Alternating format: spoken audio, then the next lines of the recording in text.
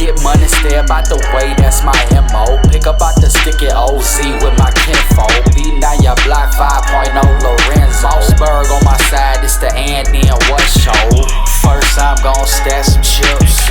I had these clout chasers hate me off real. Bow stash in the back of the couch. It's the Andy and what show, get to the house. Hey. Yeah. Okay. Yeah. We back. Yeah. And then one podcast, episode 95, in the building. Let's The go. headset on, they feel more locked in for some reason with the Locked headset. in. You feel like a Feel gamer. more locked in. You're in the zone. Yeah. Coach You're in the Moss. zone. Link up. We about to take off. Let's We get about to it. take Moss, off. But Coach yeah, we Moss. back in the building. Boy, Nigga, the host, the nigga, most play Moss in sheet. the building. Play sheet. Moss in the building. You know, we back. Got, Big Word back in the building. Hey. Bringing the book of word today. We got a lot of shit to Yes, get to. A sir. lot of shit to break down. Yes, sir. Yeah, Cuz in the building. You already know. TJ, excuse me, Yeah. Tim. Nobody know about TJ. That's D. like family right That's there. exclusive right there. Yeah. Timmy D in the building. Timmy D. Yeah. That's a global name. 20 deals. What was it? 20 deals? 20 deals. 20 deals. Hey, look. Hey, this is building. crazy, bro. I was at Miller Park, right? Motherfucking, this little nigga, bro, I swear I ain't know this nigga. He said, yo, who got Timmy D? We on the court. He like, yo, who got Timmy D? Who got Timmy D? I'm like, nigga, how you even know that's my name? Like, what? Nah, that shit wild. Legend out Hey, here. shout out my dog Emily, man. You know who you is. You feel me? Gave me the name, Timmy D. Local celeb or something. Rest was That's what history. niggas saying you is. Hey, I don't know. You said it, not me. You said it, not me. Dropped the story. How he, little kid was like, yeah, who was that? Took it Timmy D. We gotta pick this nigga up. He killing Y'all us. don't know who that is? Said he killing us. Timmy D, nigga. He going crazy. How y'all feeling though, bro? I'm feeling good, feeling man. back in the building. Yeah. What's up, bro? Feeling good, Good feeling day. great. Nice Good little day. day. Father's Day weekend, Juneteenth today. Yeah. Happy Juneteenth. I took the whole week off on these niggas. I ain't working for these crackers, nigga. I feel you. I definitely You feel really you. should They crib have with it. the whole Chilling, week getting off. paid. Because what? So Juneteenth, like, what is Juneteenth? That's the hardest thing is for me to understand about it. Like, It's black people's Independence Day. I understand that part of it, but it's like the name Juneteenth. Okay. Like, where are they I ain't getting that delved into from? how they got the name, but I'm thinking just because it is in June and it is one of the tenths. Right, that's whack. Like, what the fuck? That's all I got Why is for it you not right just there. June 19th? Or is it? Maybe I just need to look at my history on it. Which I guess don't really make a difference. But it was made official federal holiday on the 17th, to be honest with you, which is hilarious. That's crazy. I felt like it was the 17th. But it at one actually point. is the 19th. It always was the 19th. I believe so. Nah, As far as I'm I concerned. remember that shit being the 17th. Since 1865. That was the day we got freedom, officially. Oh, wow. That was slaves were illegal. Well, that's the supposedly the day the last slave was set free, apparently. But it's like, again, they weren't slaves though. I like to use the term prisoners of war now. Prisoners of war. Well, yeah, prisoner of war. That's deep. And does it all mean the same things though? Yeah, but It's just like another description for like the same type of treatment. yeah, but what I'm saying is, it's like niggas was fighting back. You get what I'm saying? Like, you were a prisoner of war. You weren't captured and taken away. You, like, when they say Some were captured. you weren't captured from fucking Africa. That's what I'm saying. Like, your people weren't captured from Africa. Your land was invaded. You know what I'm saying? Your land was invaded. I know we had this debate with you and Jay. You were Why fighting can't for all your things land. be true? All things are not. Why is it always like it was just this way or that way? Why can't all things be true? I They think- could have got some from Africa. They could have got here, or there's more of them. Very Get them few. too. It's also like you know what I'm saying. Very Like few. whatever they was going, they was doing what Very they was few. doing. I mean, even if So you it's use like- common logic or common just Okay. like, why would you get a bunch of random motherfuckers to work a land that they're not even privy to? that they don't understand. Why wouldn't you use the people that were already there to continue to work the land? That they know, that they've been working for thousands of years. Because, well, one reason could be they didn't know who was at this land they were going to. What I'm saying, they got that. They don't know who was going to be there already. And then they got there, they was like, oh shit, they was already here. We ain't even need to make this stop. Well, what I'm we just saying got to finesse them now. Why would you go, exactly, so why would you go back to Africa to get niggas and bring them all the way over back. here? I didn't know they went back. I thought you would have they got some. They had planned. This is their plan. All right. We're gonna go down here, see what we can find, see if we can gather some slaves. We got some. Oh, we can finesse them, saying they can get them some land. We going to the new land. Y'all can travel with us. Get them on the boat. We on the boat. We traveling. Some of them die off. We come back. We got probably like you think they brought less than half of them probably even made it. So they got there with less than half of what they even brought on the boat. Got there and then they got in and they saying, "Oh shit." You think it was some of them already over here? You think they brought slaves? Like, oh shit! So we could make up for what we lost in this travel. Hell no, man. And now we can do what we do here. They greeting us, they helping us. They letting us in, they feeding us. Oh shit! We already infiltrated. That's not. Then the plague happened and all the other shit happened. That's how I'm saying it happened. That's how the story seems. It makes sense in my eyes. No, what makes sense to me is that you and your lineage were already here, and this land was invaded and taken over, and those people were placed in somewhat like a slavery or a prisoner of war. I mean, this is what happens when. So why is there no belief that other part happened? Why is it just that side that they just came over? They came over here with nothing and nobody, not knowing what they was gonna see when they got here. Right.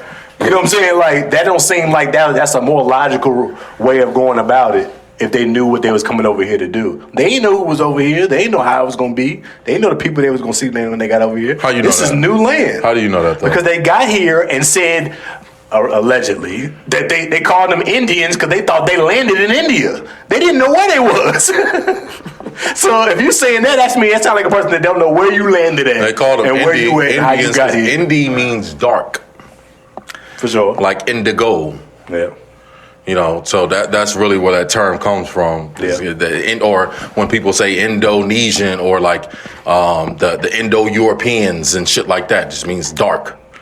Okay. So that's really why they call them that. But does that still sound like a person that know where they at and know who these people are? But I told you this before. This all transpired. Like, you don't think that niggas helped them come over here or get it? Was they had the help of the Moors, who are black people of Europe, and the Moors were essentially like they were seafarers. Like, they knew the routes to the Americas and all of that stuff. They've been trading with the Americas probably for thousands of years at that point in time. They're the one who showed them the way. Like, Columbus had Moors with them on his route. You know what I'm saying? So, like that, so he didn't bring those slaves with him. The Moors knew who was over here. Yeah, I think so. Why would they know if they had never been here? They didn't even know where they were. I just said they had. They were seafarers, man. They had been traveling the sea for thousands of years. The Moors was actually some of the first pirates as well. If we want to talk about it, the barbarian pirates were some of the first pirates. When we talk about the pirates of the Caribbean, like, who else would that be? Well, except for niggas. You know what I'm saying? It wouldn't be a bunch of white pirates if we talk about the pirates of the Caribbean. For sure. That's why when they show you Johnny Depp and shit like that, he actually has locks in the movie. Hollywood. It's just a portray of they were actually black people. Yeah. You get what I'm saying? Yeah. Like Al Pacino. What do you mean by that? Al Pacino. He was Scarface. He was Cuban, and he's a white man. Oh, okay. Yeah, sure. Scarface was a Cuban man, and Al Pacino was white. He's a white Italian. Yeah, sure. But they did this shit mad times. That's just an idea. Like, again, they have traveled the sea for thousands of years. They knew how to get to the Americas, and they knew who the fuck was in there. Well, the only Christopher I acknowledge is Wallace. And if you know the Mali Empire, the Mali Empire, or one of the major leaders, I forgot his name, is rumored, supposedly, he traveled to the Americas, thousands of years before Columbus set sail and never came back. So that empire was established. Sure, We're talking about one of the greatest empires in history. You know what I'm saying? Yeah. So like, how y'all feel about? yeah. Cause I was talking about this shit with my old lady this morning. We actually kind of got to go a little. I don't like a little tip. It was just having a conversation. Yeah. About how the workplace be disrespecting Juneteenth. How's that? Well, it's just still like something that's just not acknowledging as a national holiday. Like shit's closed. Like when the bank and DMV close, Right. like it should be acknowledged. Like this is a national holiday now. Yeah. Shouldn't be have to go unless you're in the work of course, of care and Some essential help and shit. care. You know what I'm saying, or something like that. But outside of that, stuff should be closed today. Her job, she work where she. I mean, I appreciate the day off. Ain't shut down. My job definitely ain't shut down. But Honestly, dealing with people. So. I mean, it's really just another day to kind of remind you of like slavery. Again, I think that shit just some brainwashing that set in because it's like we got this idea of things how it happened, and I don't think that's the way it transpired. As a day of freedom, just the same way people acknowledge 4th of July as a day of freedom. Yeah, but they talking about freedom that they gave back to you. They not telling you the story that niggas fought for that shit. You know what I'm saying? Like, I think they're telling that story. Not really. People that acknowledge Juneteenth tell that story. Kinda.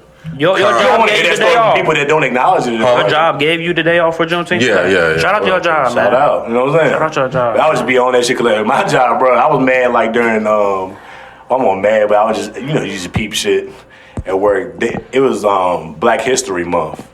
And all around they had these decorations and celebrations of Chinese New Year all over the place.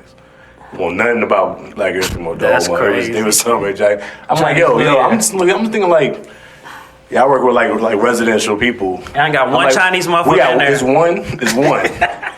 In the whole campus. In the whole campus. And y'all repping Chinese New Year like this? That's crazy. It's a lot of black people. There's some black people over there. Like, Right. just like, so we ain't go. I just think it's just odd. And just that's like, wild. so I know that's why I'll be taking out work because I know ain't been no acknowledgement Right. of that at all this week because I just know how I get down. And I think it ain't right. 100%. Don't not acknowledge it. If it's been because the old lady was on some shit like, well, sometimes they feel like it's still early and it's like, it's been 5 years. That shit became official in 2021. We 5 years in, it should be more official now. What we talking about? It's new. This ain't year one. Nah, that's true. When you 5 years in, I think it should make it a little more different. But you know how it goes. Hey, for real. Hey, some jobs don't even try to motherfucker acknowledge what MLK, Martin Luther King Day. They try to get that off. But then you know what they did? Then it wasn't this year. Like MLK was like President's Day on the same day or some shit like that. I can't remember. Like they put another important day on MLK Day. I think that happened this past year, or at least last year. I remember some shit like that. Yeah, it landed on the same day. I was like, you see what they did? Right. We ain't gonna we can't just not acknowledge it. So we're gonna put President's Day over it. So we could just talk about this and not acknowledge it. Honestly, man. It's like, what That's we doing? crazy, yo. Honestly, fuck all of that right shit. there. We gotta start saying fuck all of that shit. No, I'm with you. We gotta start saying I fuck think it's all this bullshit. stupid shit. But you because still gotta acknowledge when they reduce- play in your face. Nah, but They playing in your fuck it. face. It's a game. Fuck all that shit. Because honestly, you can't reduce Black history down to a day or to a month or anything Sure. like that. Nigga, we are everything. You get what I'm saying? Like it wouldn't exist without us. We are the cosmic entity that exists beyond It's this always realm. good So to have like, reminders out there, even if it's not acknowledging the. but they're not reminding you of that. It should. The reminders come, it's the same the reminder is to remind you of the same story every fucking time so you know what your limitations are. It depends on what you're looking at. No, that's what Juneteenth is white about. people Again, that so you doing can, it and this is that the day that acknowledge these things, we they gave do it you the right guys way. your freedom. I We feel you. finally let you all free. That's what it's about. Or MLK, this is the day that we finally combine, even though motherfuckers, black people were flourishing across America on their fucking own during this time. Yeah. That we didn't need no fucking integration. And those things get acknowledged just- during those times. No, it don't. No, it doesn't. How would you No, it like doesn't. Juneteenth be celebrated? Like, how would you like it differently than it is now? He wanted not to be acknowledged at all. But go Oh, ahead. damn. I mean, essentially, I think, we always just have these memories or these turnbacks to slavery or whatever, but it's like, all right, let's acknowledge Black history. Like, if we really want to get into it, like, Black history goes way deeper than what America has to offer. Like, let's talk about pre-1492 Black history then. You get what I'm saying? Like that's the acknowledgement, or what we should be talking about on days on Juneteenth. It should be days where we're really looking into history, you know, and going beyond what we saw in slavery colors, all or that segregation. Shit. You ain't fucking with it. I always fuck with black unity. So anytime you can bring some black people together, that's great. You're not. I just don't fuck with anything as part of remembrance of slavery, because again, I just feel like why do you black think that's history, the only way it's acknowledged, the remembrance of slavery? That's what it's all about. I mean, that's what Juneteenth is, though. It's what we talk. That's not what it's always. That's not the sole thing that's being acknowledged. You know what I'm saying? I think it just depends on what you see in the information from and who's celebrating it. I think the people that are celebrating are not looking at it. Oh, this is the day we got freed, y'all. This is just on some. It's a whole nother like look. It's almost treated like Black History Month is treated, where they're showing and acknowledging the people and the things that we've done in this country and why we are a staple in this country and what we represent. It's like a representative thing where, like you said, it brings unity to people, that people can be like, acknowledge, like, yeah, I'm a part of that, even if I'm not directly a part of that. You know what I'm saying? It's on shit like, yeah, this is our shit. And that's why I feel like the acknowledgement is a needed thing, because all other cultures are acknowledged. So who are we to not accept our acknowledgement when we know what ball we done played in this country? You know what I'm saying? Like, all other coaches in this country get acknowledged. But the fact that you have to acknowledge is the belittlement of it. It's like ours. Because you shouldn't have to acknowledge somebody who's contributed everything. So how you feel about Black History Month? You don't. Like, no, it's some bullshit. What did you learn deeper? What did you learn if you really want to talk about Black history, we talk about the oldest beings on the planet. Also Pride Month and mental You can't encapsulate Black history in 1 month. You talk about the oldest beings on the planet. You never learned any Black history pre-1492 in school. You never learned about what niggas was doing pre-Columbus in school.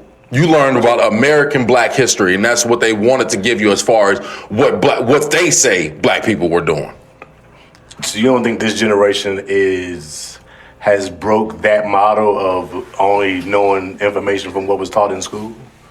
No, but what I'm saying is the Black History Month is that they're going to give you is they're going to continue to rehash the same Black history figures over and over again, as if we don't have new ones that have come about year after year. Like we don't have new Black people to celebrate all the time. Like Black history, like Kanye said, I make Black history every day.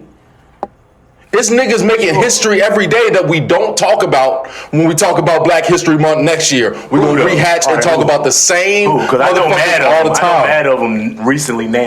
I'm just saying that generally, nigga, like the general topics that like the nigga that's making gas out of plastic, that nigga, I see that nigga all the time. The nigga that's making gas out of plastic, this nigga is getting highly celebrated.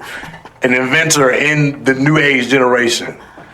I be saying shit like that. So if people get acknowledged, it's just like it depends on what you say. They're gonna make a day after him. What you saying and what you looking at. They're gonna deify this nigga. Like it's to be determined. It's to be seen. It's still the beginning. That nigga made gas in the plastic or plastic? Yeah, plastiline is what he called it. My man has figured out a way. He's created a machine that can use recycled plastics and use them to make actual gasoline that can power cars. It's proven. This shit works.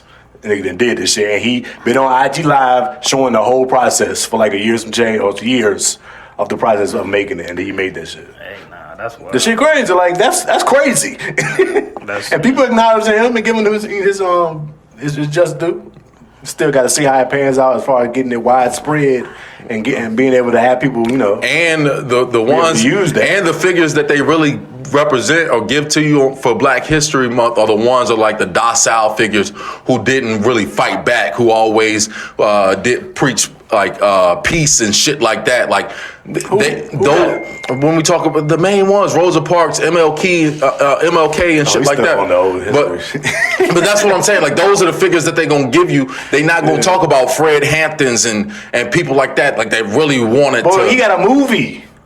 They made Jay-Z helped fund and make a movie about Fred Hampton. Yeah. People are enlightened to these people and things more so in this time than they ever have been, is what I'm saying. Sure. I ain't saying that it can't be more. Yes, everything can be improved or being brought to light a lot more. But there are a lot of people that make content or people that have their own fan base and people that are celebrating and giving this type of information. If you don't know this dude, what's his name? Deontay Kyle, the Grizzly Eggs dude. He be on that shit.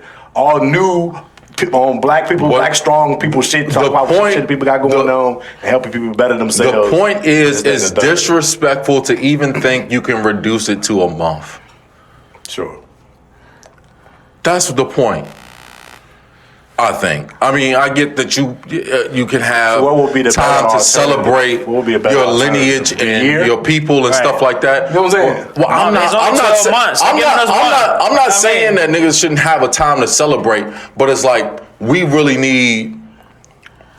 I mean, it's just got to be a proper education that goes on. Like we really got to dive into what our history truly is, and we not getting to that. I mean, I'm with you. That's all I'm saying. I feel like we kind of saying the same thing. You just on some like, no, it's got to be more. I'm with you. Niggas got to dig deeper. You know what I'm saying? I feel like if I could spend a bag on Christmas, Valentine's Day, like a day like that, like I wouldn't mind, you know what I'm saying, going to a Juneteenth celebration. You know what I'm saying? If it's food trucks here, black owned, you know what I'm saying, giving back to the locally black owned businesses and stuff like that. You feel me? I'm 100% for it. But that should be a lifestyle. You get what I'm saying? It shouldn't be a day. It should be a lifestyle of where we keeping our money in the community. No, but I do that though. But it's even more. I'm saying it's appreciated more because it's you know what I'm saying? It's like a specific. But that's not the lifestyle for everybody. Like in the black community. So you think just because it's like being highlighted on a day or a month that people aren't doing so out any other time of the year? I think it's a fact that they're not. The black dollar stays in the black community. It goes out of the black community the fastest out of any ethnic group. Well, it's not black people's fault necessarily. And we are the biggest consumers in America. The 13%. The 13% is the biggest consumer, and the dollar goes out of the community faster because what do you do? What do you do with it? Well, because everybody else got everything else. So I agree with you. And the black people are the people that need to change that, but they aren't the reason for why that is that, if that makes sense. But we are also going to be the reason that has to change. Well, the belief in somebody like Martin Luther King is the reason why things like that happen, though. I mean, for sure. That's what I'm saying. But this is, again, it goes back to the brainwashing that you received during the Black History Month. You got a month of brainwashing of what I tell you, what you were in this country, or what you contributed to this country, what you're capable of in this country. And the only ones that have done something are 50 years ago in the fucking past. Long time ago, not your ass. You ain't got no hope. You know what I'm saying? We ain't talking about this. We ain't talking about even recent successes. I'm just saying now than ever. Like I believe. I think it's different. Maybe you mean like as far as like acknowledging the black culture? When we was kids, it's way different now. Yeah, for sure. I think I feel like honestly, people that's celebrate today too. That's all I'm saying. Like we keep rehashing these same people, but it's like, all right, that's what I'm saying. Who are the people to celebrate today? For those type of things and stuff like that, because they creating Black history now. They out there, man. I'm telling you. All right, well, I mean, I just don't see them. I watch a lot of them. They out there. Yeah, it's a lot of people too that just shop just black owned. You know what I'm saying? Like they just if they ain't a black person behind it, they not spending their money. And it's like that in areas where there's more of that, like in the Atlanta areas, DC, and a lot of these areas, these big cities, these real black cities, there are a lot of businesses and things where people can keep their money all with the black dollar. But in places like where we at in Virginia, it's scarce and far and few in between, and you got pick where you can pick, and whoever doing what they doing to help out. So it's a process. At the end of the day, it's a process. Sure. Hey, I feel like I need to get this off my chest, man. We talking about today, Juneteenth. You feel me? I was working at this. I ain't gonna put the company name out there because they didn't change names. It was this, it was that. But I was working at a company, man, and I think it was Black History Month. But a black dude had on a Black Lives Matter shirt, right? They asked my man to take the joint off. He like, no, I ain't taking it off. I ain't taking it off. Send my man home, no pay, just because he had the Black Lives Matter shirt on. That is crazy, bro. That is really crazy to me, bro. So, bro, that I just can't believe that shit happened, man. But that was random as a bitch. But I just had to get it off my chest. You know same thing. Yeah. I ain't playing your face. I'm like, all right, I see what's going on. Like what? You see what's going on, man. Shit ain't that serious, bro. That's really not. She ain't that serious. Yeah. Wearing like it shit. No, I mean, I'll just. It's really fuck that Black Lives Matter shit anyway. fuck Why you that wearing shit too. Because I knew it. yeah, you know, fuck that. But again, it's part of the reduction of because you even got to say it. So all right, The fact that you even got to say it is It's a part of the movement. but reduction. this is of, how I'm looking at what you're talking about. it was an This is how I'm looking at what exploitation. you're talking about because you on some It was like an exploitation. fuck all this shit that niggas try to do. No, I'm not. So I'm not. I'm they need to do pro-black something that you people. want to do. So all right, so No. what is the good thing to do then? Where like that niggas can't do nothing. No, Like I'm niggas not. like What the niggas reason can do people is create continue. shit. The reason people create these black shit is because niggas act like this shit ain't there or it ain't real. Niggas What I'm act like saying if you don't acknowledge shit, this is with anything in life. A lot of when it things- don't get acknowledged, people act like it never happened. A lot of things that they give you are That's what I'm driven saying. off of emotion and not education. The whole Black Lives Matter movement was driven off of emotion. What I'm asking black people to do is educate. Fuck all the emotional shit. Set that shit aside and continue to educate yourself. Right. And then that's when you'll say like, all right, look, man, you can't tell me why the fuck we gotta make a statement like Black Lives Matter? Because look, if Black Lives weren't fucking around, this motherfucker wouldn't exist. Right. We shouldn't have to say And these there are things again, but they people in this reducing country you that to don't even think acknowledge that way, though. There's people in this country It don't that don't matter what acknowledge they that. think, though. It does though. If they creating the narratives, if they creating the narratives and they think and we not acknowledging it, they not acknowledging it, Right. then people just won't think that is what it is. We create the narratives, So though. you have to create the awareness of things so people can't ignore it. Like doing all that during COVID 2021, during that time when all that shit was going on, you couldn't ignore the shit. It was in everything we watched. It was in It's 'cause the sports, media it was in narrative, nigga, music, it's a it was in brainwashing. the politics, it was in everything that You people saying watch. it? You saying it right now? Yeah. It's in everything people. It's a brainwashing, dog. It wasn't before, though. That's what I'm It's saying. It triggered wasn't off- like that before. I ain't never seen niggas pay attention to politics as much as they did Bro, when anytime they Obama wanted- got in the office and then Trump got in the office. During Bro, that time, bro, niggas was all politics. Why was Emmett Till's beatdown televised? To bring awareness. It was to strike how somebody was emotion, man. getting treated. It's to strike emotion, or not Emmett Till. I'm sorry, Rodney King's beatdown televised. It's to strike emotion, man. That's what it's about. Like, But you that's think what- the people that they, did the they things know wanted when that- to you deploy think these the type of people that things did in the action. beatings or did those acts wanted that shit to be televised? I'm not saying that The necessarily. point of that going out is because niggas was like, yo, this is what the cops be doing all the fucking time. Right. But until they saw Rodney King, niggas was like, oh shit, this what they doing to niggas? yeah. Then it became real. Nah. Because niggas got awareness for how cops were mistreating black people and Hispanic people in LA during that time. And that's what the difference it made. Before that, niggas that never acknowledged the shit. It was like, oh no, y'all niggas just acting. Y'all really committing crimes. Y'all just saying the police being aggressive. Like, nah, niggas will be walking down the street Well, all I'm and you saying, get patted down and get all your I'm ass saying whooped is and what they that. moving on. All I'm saying is what that is if they can use the media, man, to again create a narrative and to keep you distracted and to play on your emotions.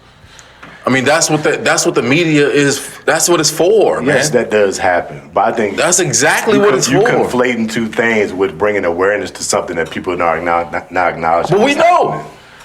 We know, but the people that are doing it Right. think it ain't real. Right. The people that are on the other side of it, that aren't in that life or not living the same life as a And they regular black still don't person. give a fuck. Everybody ain't gonna give a fuck about Because everything. That, Yes, that you're type right. of shit But happens. some will. When did that, Some will start giving a fuck. Again, I'm talking about a Rodney King situation that happened in fucking the 90s, and we still talk about that shit today. The same situations. I ain't heard So about what- Rodney King in a long time. You might be the first. But what person I'm to talking bring about, we that still talk about the same scenarios that happen niggas, like that. Niggas still doing that though. They still doing that. They still, shit. Of course.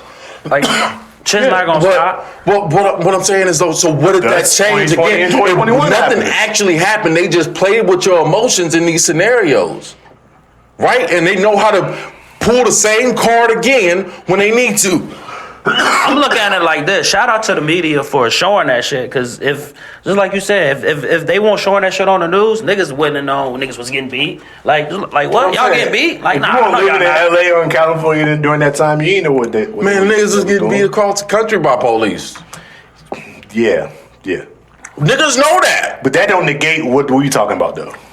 You can say something that happens to everybody is a thing, but if people don't know it, if it's not acknowledged, All I'm can change saying, happen? you got to know that the media is a tool that they use. It's a tool that can be used for good and bad, though. It's not all used for negative things. I agree with you on the negative side that has a negative effect on a lot of things. But it's also good when it's bringing light to awareness. We are a things product that people ain't aware of. We are a product of social engineering. Yes. We are a product of social engineering. And again, man, until you really start breaking shit down and looking at it from the opposite side, you're not going to really get it.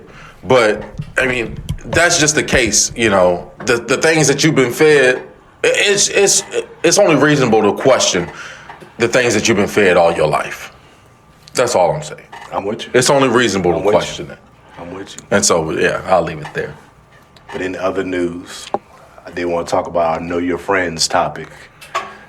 And it's funny, I'm going off a story that has to deal with word and our boy James. James ain't been here in a while, you know, nigga busy enslaving that nigga working at the Circuit City warehouse now. Like, he going crazy at Circuit City. Oh, shit. You know what I'm saying? But anyway, some shit happened. We helped this nigga move out of the store and shop, whatever, a few weekends ago now. And I guess you had left your drill. You can say the story. How you He asked me for my drill. You bought the drill. He asked me to bring it. He said he needed some tools. Yeah. I said, all right. Sure. I got some tools. I got a drill. You know, I got some wrenches and shit. I'll bring what I got. Or some of what I got. So I'll bring my shit, whatever. At the end of the night, he still had a couple things he needed to take down. And Right. he ain't had no tools. Right. So we pull up to his crib. Whole shop Well, even before we got to his crib, he had asked me already, like, bro, I need you to lead a drill and shit. Because he saw me pack it up. He like, you got the drill? And I'm like, man, I'm taking this shit home with me. That's what my whole thought was like, oh, this shit coming with me. Or whatever. But so when we get to his crib, he didn't forget about it. I'm about to pull off his shit. He look at me, he's like, bro, I know you don't want to give it to me. I know you don't want to do it. That's what he said. He was like, I know you don't want to do it. So you already knew what time. So you knew what time. Yeah, I knew what time it was, man. But he was in a time. It seemed like he was in a moment of desperation. And I told that nigga at the time, I'm like, damn, I wish I had a fucking screwdriver to give your ass right now instead of my drill. Instead of my good drill. But fuck it. I let him borrow. It's just a drill. Yeah. Or whatever. But, to me, you borrow somebody's shit, you got to bring it back. Like, pronto. See, where are we trying to stay on this man, pride, ego shit? Yeah. Immediately. This nigga got to bring me my shit to my front door when he returned this. Well, so I hit him up the next day. I'm like, yo, you know what I'm saying? What's up? This nigga called me. He like, yo, I'm working right now. I'm working like 12 to 15 hours the next couple weeks or whatever straight. I'm like, all right. Well, I'm telling him, like, I work from home. Right. I'm going to be at home before you go to work. I'm going to be at home when you get off of work. That's a good context to the story. Word is always at the crib. Always at home. I'm at the crib. He always at the crib. So he ain't trying to leave no way to go do nothing if it ain't need necessary. I just feel like it would be a nice courtesy for you to bring it back to me. So Word said this, I think when we had potted a few weeks ago, we used to talk about the stories to get bro with my drill. I was like, all right, this is a know your friends moment. We all know James.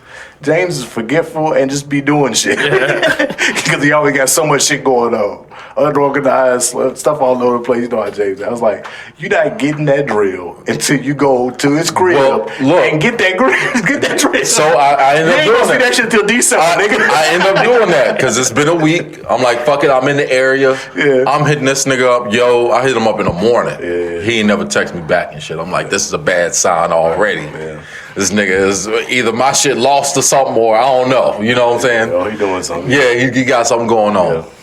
So I called him later on. Did he know that you're supposed to be coming that day? No, not this day. But he told me where it was already. Right. So I'm expecting for the drill to be in a spot that he told me it was in. Right. I'm just letting him know, hey, I'm coming by to get it. So I called him or whatever. And he like, I don't know if it's there or not. I don't want to send you there if it's not there. I might have moved it here or there, blah, blah, blah. Yeah. So I stopped by his crib. I checked in the spot where it was supposed to be. It won't there. Nigga, I was hot. I was pissed off.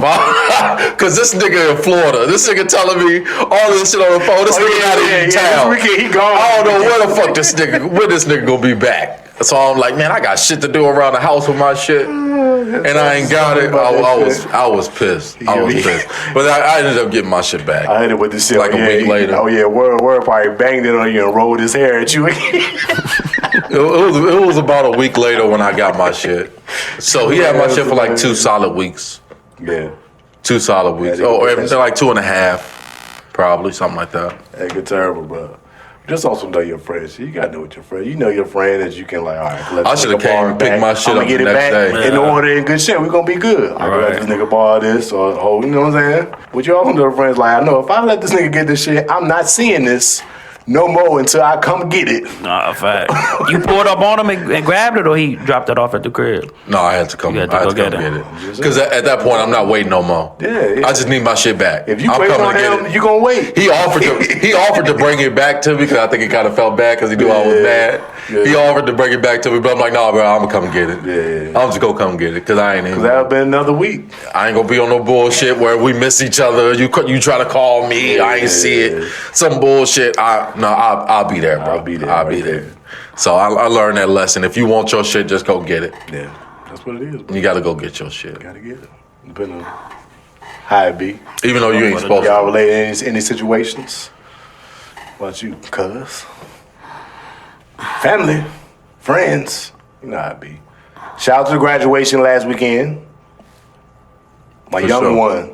For sure. Walked that seen stage. that on the book. Yeah, deal. Congratulations. Young one walked that stage, bro. Next stage of life. It was a nice graduation. It was quick. It really didn't take that long. Word.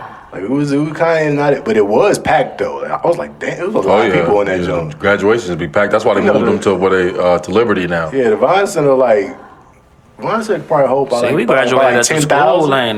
Vine Center hold about 10,000. It was deep. Like it wasn't a lot of empty patches in that motherfucker. I was like, oh shit. I feel like all the schools should do that though. Well, I remember Glass do it the same day. For real? Yeah, Glass. They all do it. They just rotate who does it earlier or later. Like Glass joint was like at 1 or something. And Heritage joint was like 6. I remember I graduated at the school, nigga, Heritage, nigga, it was hot as a bitch in that joint, bro. We used to be on the field. Sweating. We're outside. Yeah, and I think we did ours in the gym. Yeah. The gym be hot as shit. I think I was in the gym. The gym be hot as hell, yeah. But it was nice. Good turnout. Had a good time. They got it all. Shout out to everybody after the, after the ST, probably the T's.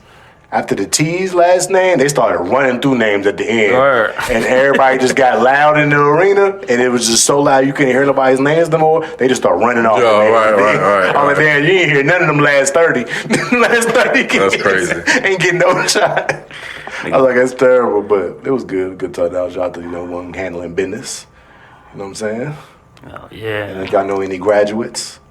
I don't. See, my friend group, I got like the oldest kid out of everybody. Everybody else ain't even at this point yet. Right. Consider I yourself know nobody that Across graduated. the finish line is a little bit, so to speak, as far as, public schools goes. Grade schools goes. But, Shout out Heritage, man. celebration. Shout out Heritage. And Glass. And everybody that graduated. For sure. Speaking of Heritage, there's a funny story, yo. I remember when I used to come to your crib, bro. I was a little nigga, and you had I ain't never watched baseball. You had the not Heritage. You had the Houston Astros joint, the hat, and it was orange and blue. Yeah. You was going to Heritage, playing football and shit. I'm saying, oh, that's a damn cuz cool as a bitch. You got the customized fitted, yo. Like, you got the Heritage fitted. The whole time, it was a fucking... That Houston Astros was true when you was at Heritage, when we had the orange and blue. Yeah. Game day? Fire. No, it was an actual Astros hat. It was a Houston Astros hat. Oh, that's hard. They just had the H on. I was like, oh shit, it's like, yeah. Let me get that. Yeah, I was like, yo. I said, yo, cuz cool as a bitch. They got the Heritage fitted. Well, I was bachelor shit with the jersey. That was the jersey era too. No bullshit. They had to have the jerseys with the hat, with the fitted. Oh yeah, y'all still be wearing jerseys? I still got jerseys. I don't wear them like I used to. I got a homie Tev, yo. That nigga probably got 100 jerseys, bro. Like, this nigga sold me a jersey for the low just cause he ain't like it. Your jersey's kind of back. Yeah, for sure. Kind of back. For sure. I made it a good jersey. I mean, really ain't no such thing as anything going out of style. It just always come back around. Everything come back around. The trend don't really never go out around. of style, you know what I'm saying? Some shit goes out of style though. Kinda, sorta, but it always... Niggas ain't wearing skinny jeans no more. Yeah, but the young niggas is. It'll be I work with the young, the purple jeans. Okay. But and Them even Jones tight as a then, bitch. that want a new thing. What? The skinny jeans era want a new But thing. she goes out and comes back. Like early 2000s, That's it. niggas weren't wearing tight jeans. But Niggas they were wearing baggy shit. They were in the 80s and Yeah, shit come back around. shit like, that's what I'm saying. But it dies off. That's 20 years before. Yeah. Yeah, Between, no. you know what Nah, I'm that saying? shit back. That shit back. They when that day was baggy for like all the 90s, early 2000s, and then once the 2010s came into play, niggas started. It was rock star era. Yeah. That's when everybody was rock starring, rocking wallet chains and shit and rosaries. Niggas remember that? Big rope chains and shit. And the preppy look started to come in. Everybody wanted to go polo head to toe, polo boots, polo jeans, polo shirt, polo dad hat. I hated the polo boots. But actually, Polo boots was whack. Them shit was ugly as a bitch. Yeah. It was I never ugly had as it. hell, but niggas just rocked them because they was polo. Yeah, I would never. I hated the polo boots. What about the rugby? Remember it was polo, but then it was the rugby, John? the I like the rugby, so. Then the purple era of polo. There's a lot of different eras of polo. Polo never died. I think that was all. I think polos had really never died. Well, You can Ralph always go Lauren? on a polo. Ralph Lauren polo? Yeah. Yeah, that's a timeless brand. Yeah. And It's like- and you know why? It's like forces. You wanna know why? You know what's the power and force as to why Ralph Lauren is what it is? Because you know Ralph Lauren actually used to be like they used to specialize in making suits. Cause niggas made it a cultural thing. Because a nigga. Because Bobby, I think his name is Nigga. Bobby Garnett. He's the reason behind Polo's current design. The reason why like the polo that niggas wear today. Yeah. That are obsessed with. It's all due to him. He won't do the. What you mean when you say the polo niggas wear today? like the 'Cause I way feel like the polo, it's like way that a standard Ralph Lauren, polo is always the same. It's the same. right? Yeah. The way that Ralph Lauren looks today, like the product that they give you today, is due to Bobby Garnett's influence. Well, shout out to Bobby. Black history. Look at that. Yeah, Need more people like you. Ain't heard about him. I ain't heard about it. How you know he was Niggas black? love Paul. I heard about Low Gang. I heard about Low Gang in New York. I don't do no capping, bro. Bobby Garnett, you said? I think that's his name. Bobby, Mr. Garnett. Bobby G. Shout out to Bobby G. ATL. Mr. Garnett. You got Picasso in your house. Y'all forgot ATL. ATL. That's a classic, right? Mr. Garnett. But shout out to Bobby Garnett. That's dope. That's fire. But even off of that, My nigga be doing the it knowledge. did for real. become like a cultural standard. Like niggas made it a cultural standard in the 90s. Like, cause before that, wearing polos was on some preppy shit. The Like, you it think was- the 90s was jumping? I feel like when I was in high Yeah. school, like the 2020. Well, there was a time before you when niggas rock polos. I mean, true. Like the big polos. Like the big, the big horse. rocking the 2-3X collared polos and the polo jackets. And the, But like you said, that was a shit 90s always, thing, too. that shit always Especially come up in New back. York.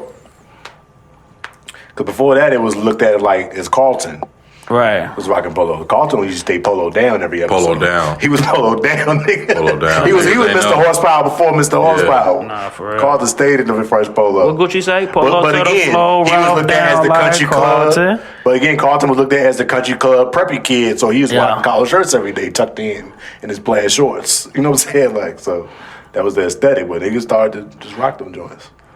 Speaking of that, what is a business or brand that y'all don't fuck with?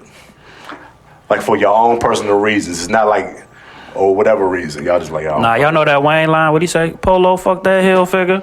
I won't fuck with Tommy Hill Hilfiger. during that time too. Yeah. Niggas got off Hilfiger Yeah. when they found out his ass was Was racist. racist, yeah. It was racist as Yeah. hell. Yeah, This shit was booming out here. Niggas was on that Tommy Hilfiger. He Yeah. said, "Oh, I ain't make this for y'all niggas to wear." Nah, What? Most of those European brands are like that. Oh, for sure. They don't- Yeah, but then they adapt once they see niggas starting to make this, make it a trend. Didn't to Michael wear. Kors say that about the purses and shit? The ratchet girls know, was I ain't wearing heard about it. him. You ain't hear about that shit? I'm sure all of them at some point said some racist shit once niggas got a hold of it. Right. Just because their intentions weren't for us to wear it, but then we made it cool. Same difference. Same thing. You know. Don't make it popular. Back to the question. Y'all got a brand or business y'all fuck with? Because I got a couple, but I want to hear y'all's first.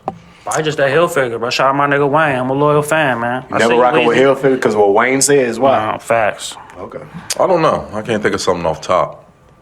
My easy and probably my number one when the people look at me crazy, I say is I don't fuck with Apple. Oh, damn. Like I've never owned an Apple product in my life. Never an iPhone, never an iPad. Why not, never though? a MacBook, never. Well, I mean, the MacBook is the best thing that they make, I saw her. and the MacBook is a fantastic product. That's why I mean, I'm not a fan of the iPhone necessarily or anything like that, but the MacBook, that motherfucker do everything you need a machine to do straight out the box. Pretty much. I'm with you, but I think the thing that irks me, because this ain't the sole reason why I don't fuck with it, the thing that irks me about people with Apple products is they treat them like they the best. They the best shit out. I feel you. And I think there's a difference between they've been there being the best and then they just being the standard that everybody just uses. I feel that. Like, Well, you never had. Like, it's a standard quality. You know what you're gonna get every time. It is what it is. Product in most cases. But there are better products than Apple products. Nah, that's Sure. for sure. You know what I'm saying? So it's like, you just do your research and search these things. Like, I fuck with HP. HP's make amazing laptops. I ain't never had an issue. This is my second one I've had in my life. Right. I ain't never had many issues outside of just use of storage. Yeah. With that HP. HP make great HP, laptops. yeah, you know what I'm saying? So it's like, it's products out there that are considerably better than Apple, but because Apple is the standard, people treat it like, if it ain't Apple, then what you doing? It's an Android. Like, Samsung's phone makes better phones than Apple. Like, everything Samsung puts on their phones, the new iPhone come out. Oh, yeah. With the same shit, act like they created it. That's true. Every time. Like, it's like, all right, what we doing? Yeah. But again, so So why do people like Apple? My thing with Apple, it started from a young state, where it emerged from. I give y'all the backstory. Right. See, back in middle school, high school times, I had my pops. We had a studio in the basement, so I was like the mixtape nigga. Right. Like, I was making mixtapes for everybody. I was making albums. I was bootleg. I could get anything you want as far as music. Yeah. I was on that shit. That was my shit. So I used to use in them days. I used iTunes as my library to hold all my music. I was on the iTunes with it. Right. Had mad shit. Like, at least I think I got at one point. Probably had, because on iTunes you used to show, like, if you put all your music up, Total it show you the songs, total yeah, amount of time. Right. How many days you had and shit? A month of work. Damn. Like, literally, if I press play on one song and let it ride, it would take a month to get through all the music I had. That's a lot of fucking music. That's a lot. A lot of fucking music. So I used to get my shit off, get all the shit, get my little tapes off, make mix CDs for people and shit. Right. On that shit. But, so then one day, came home just on some regular shit, hop on the MySpace. Yeah. Hop on, go check those iTunes, throw some tunes on, check some shit, hop on LimeWire, seeing some new shit drop, just regular shit. Right. Yeah, I was gonna get up on that, bro, put up my iTunes. Uh-huh. Click that joint on, it popped up. Blank. Damn. All music gone, nigga. Damn. Only like a select little bit that I had saved on the computer, but everything that was in my iTunes library, that month's worth of music, nigga, gone. Damn. Hurt. Boy, I was hot. Hurt. Hot. What your shit called, a virus or That's something? my Apple origin story. I was like, I'm never fucking with these niggas again. I promise you, I've never used iTunes or nothing else Apple again. Only thing I purchased Apple is Apple Plus. They got some good shows on there, and that's just another subscription-based Apple thing for TV. me. It ain't Apple even like TV, it ain't even like an Apple product. Like, it's just it it's a is. subscription joint. What you be watching It's not on a there? product. It's All the shows. It's a subscription show. That shit, they got all the fire All the shit on shows, there. You ever watch that John C with the blind? Yeah, fire. I didn't see that one. With Jason Momoa. Yeah, I watched It's on that John. fire. Yeah. But they got some good shit over there. All the sci-fi shit is good. all those. All the pretty sci-fi good. Yeah, but I like the shit over there. But yeah, don't fuck with Apple, and I don't fuck with Taco Bell. Fuck Taco Bell. Wait. What Taco Bell though? There's another story to that too. Nigga got food Which poisoning. low-key is might be kind of my fault, but at the same time, it ain't. I gotta hear this. All right, so it was like a late night. I used to live over. I got Taco Bell story after this too. Go ahead. Live out for that. I don't know where I was coming from. Coming from somewhere. Yeah. They probably hired up or some gas. Got the munchies. I'm like, oh shit. Oh no, Taco Bell still over there. They don't close till such and such. Taco Bell open late, but it was probably like 20 minutes before they were about to close. I'm gonna go to Taco Bell. Got me a number 6 real quick. 2 chalupas, soft shell. That's it. Man. Grab my shit, get my food. I live close by, so I just get right to the crib if I don't even pop it open. Get to the crib, bust the bag open, bust the tacos open. I just bite into it. I'm like, yeah, it's true. Boom. Right. Bite into that joint. Shit ain't nothing but lettuce, cheese, and tomatoes. Like, Oh. Damn. No meat. no meat. Pause. I was like, damn, no. Open up the other one, nothing. Open the other one, nothing. I'm like, oh, y'all niggas they just gave me playing with- vegetarian tacos, no meat in my That's shit. crazy. Who's ordering that? Like, you know what I'm saying? No meat, bro. Ordered No this. meat in the tacos, bro. Y'all think I just bought one of lettuce, cheese, and tomatoes? That'd be the weirdest shit. Like when even like vegans and vegetarians go to places like that? Like, why are you even people here? do that don't eat meat. Yeah. Why are you even here? It's weird. You want to still eat a taco without having the filling on the taco? You just want all the toppings? Nah, that's some real shit. I was do that vegetarian for like 2 months, and that's the type of shit I did. Everything. Because you don't really want to do that bullshit. shit. That's why you. That's why you do it. Done at all. Did everything. That's why they be making all them like fucking vegan cauliflower wings. It's like, nigga, you really want wings? Just eat that shit. Bro, I live with a vegan, bro. I had these same questions all the time. Word. Oh yeah, I forgot. It is what it is, but yeah, that was my Taco Bell. So ain't really nothing personal. So you ain't fuck with Taco Bell since? I ain't bought nothing from Taco Bell. Since that time? That was like, I think I might have been either in high school or fresh out of high school. So That's we're talking crazy. like 09, 2010-ish. Damn. My Taco Bell ain't my first stop, but I'll still slide a couple of them joints. That's hilarious. easy. And of course, you know, that's that fake ass meat they got in there. Like, it's so many good, not expensive Mexican food you can get around here. It's like, you don't need to eat Taco Bell. I mean, that's true. That shit kind of hot. Like, it is cheap at Taco Bell, but it's mad cheap. Yeah, Good, better Mexican food that you can get Nah, that's for sure. in the city than to eat Taco Bell. Y'all fuck with Chipotle? I eat Chipotle sometimes. Chipotle. My shorty go crazy for Chipotle ain't Chipotle, bad. bro. Yo, the joints be loving Chipotle. I ain't gonna lie. Remember like, shit it remind me of like twice the a Crisp week. era. Remember when Crisp, the salad joint, when joints was on that Crisp? Yeah. I thought people, they treat Chipotle now like, oh, they can go give me a bowl or a never had burrito real Crisp. quick. Crisp is just salad Chipotle. Right. Essentially. They just putting it in a wrapping in a bowl. What's that other joint? Qdoba or some shit? That's right. Qdoba. You got Qdoba Yeah. and then you got Kava too. Qdoba. Qdoba good. I like that. Look all the places that we naming it where you can go get the same type of shit better, more fresher ingredients, real meat. Nah. You know what I'm saying? Why would I go eat Taco I used to work at Taco Bell, man. Taco Bell a vibe. I fuck with Taco Bell. Bell? Hey, Taco Bell, bro. Taco Bell got me out of motherfucking probably going to jail one night. Oh. Check this out. Hey, So this like motherfucking New Year's, you know what I'm saying? I'm turning up at my people's crib. They ain't far from me, you know what I'm saying? I don't condone drinking and driving, but they like 3 blocks down the street from me. Yeah. Whole time, bro, I get on Timberlake, bro. Whole time the cops get behind me, bro. So I'm like, fuck. Like, what, you know, I know, bro, this is New Year's Eve, you feel me? Right. So I'm like, yo, Alright. bro, I bust that No, left they right out. there. Bro, they out, bro. No, they out. I bust that left right there, go to fucking Taco Bell, bro. Going to drive through, right? Mm-hmm. So I'm sitting there waiting this shit for somebody to come. Whole time the cops like ride by me like, oh, he just going to Taco Bell. He good, then and go the other way. I'm waiting at the I'm waiting at the motherfucking at the window. It's an automated jump. You know, you feel me? Welcome to Taco Bell. We're closed for New Year's. Thank you for They was closed all They was the time? closed, bro. But you feel me? It took a minute for them to come through the window and shit. But I was like, well, thank you. Like, you feel me? yeah. Would have caught the DUI, man. Two That was blocks just a down the slick move street. on your Wow, part. fucking No nigga bullshit, up. bro. Yeah, that was just a slick move on your part. Had to go Pull up in the somewhere. drive-through real quick. Shout out Taco Bell. They ain't gonna man. pull you in the drive-through like that. Niggas just getting food. Like, chill out. Nah, they Well, it's probably private will. property. They probably could. They can't, I they can't got- pull you when you get on private property. That's no longer a legal stop.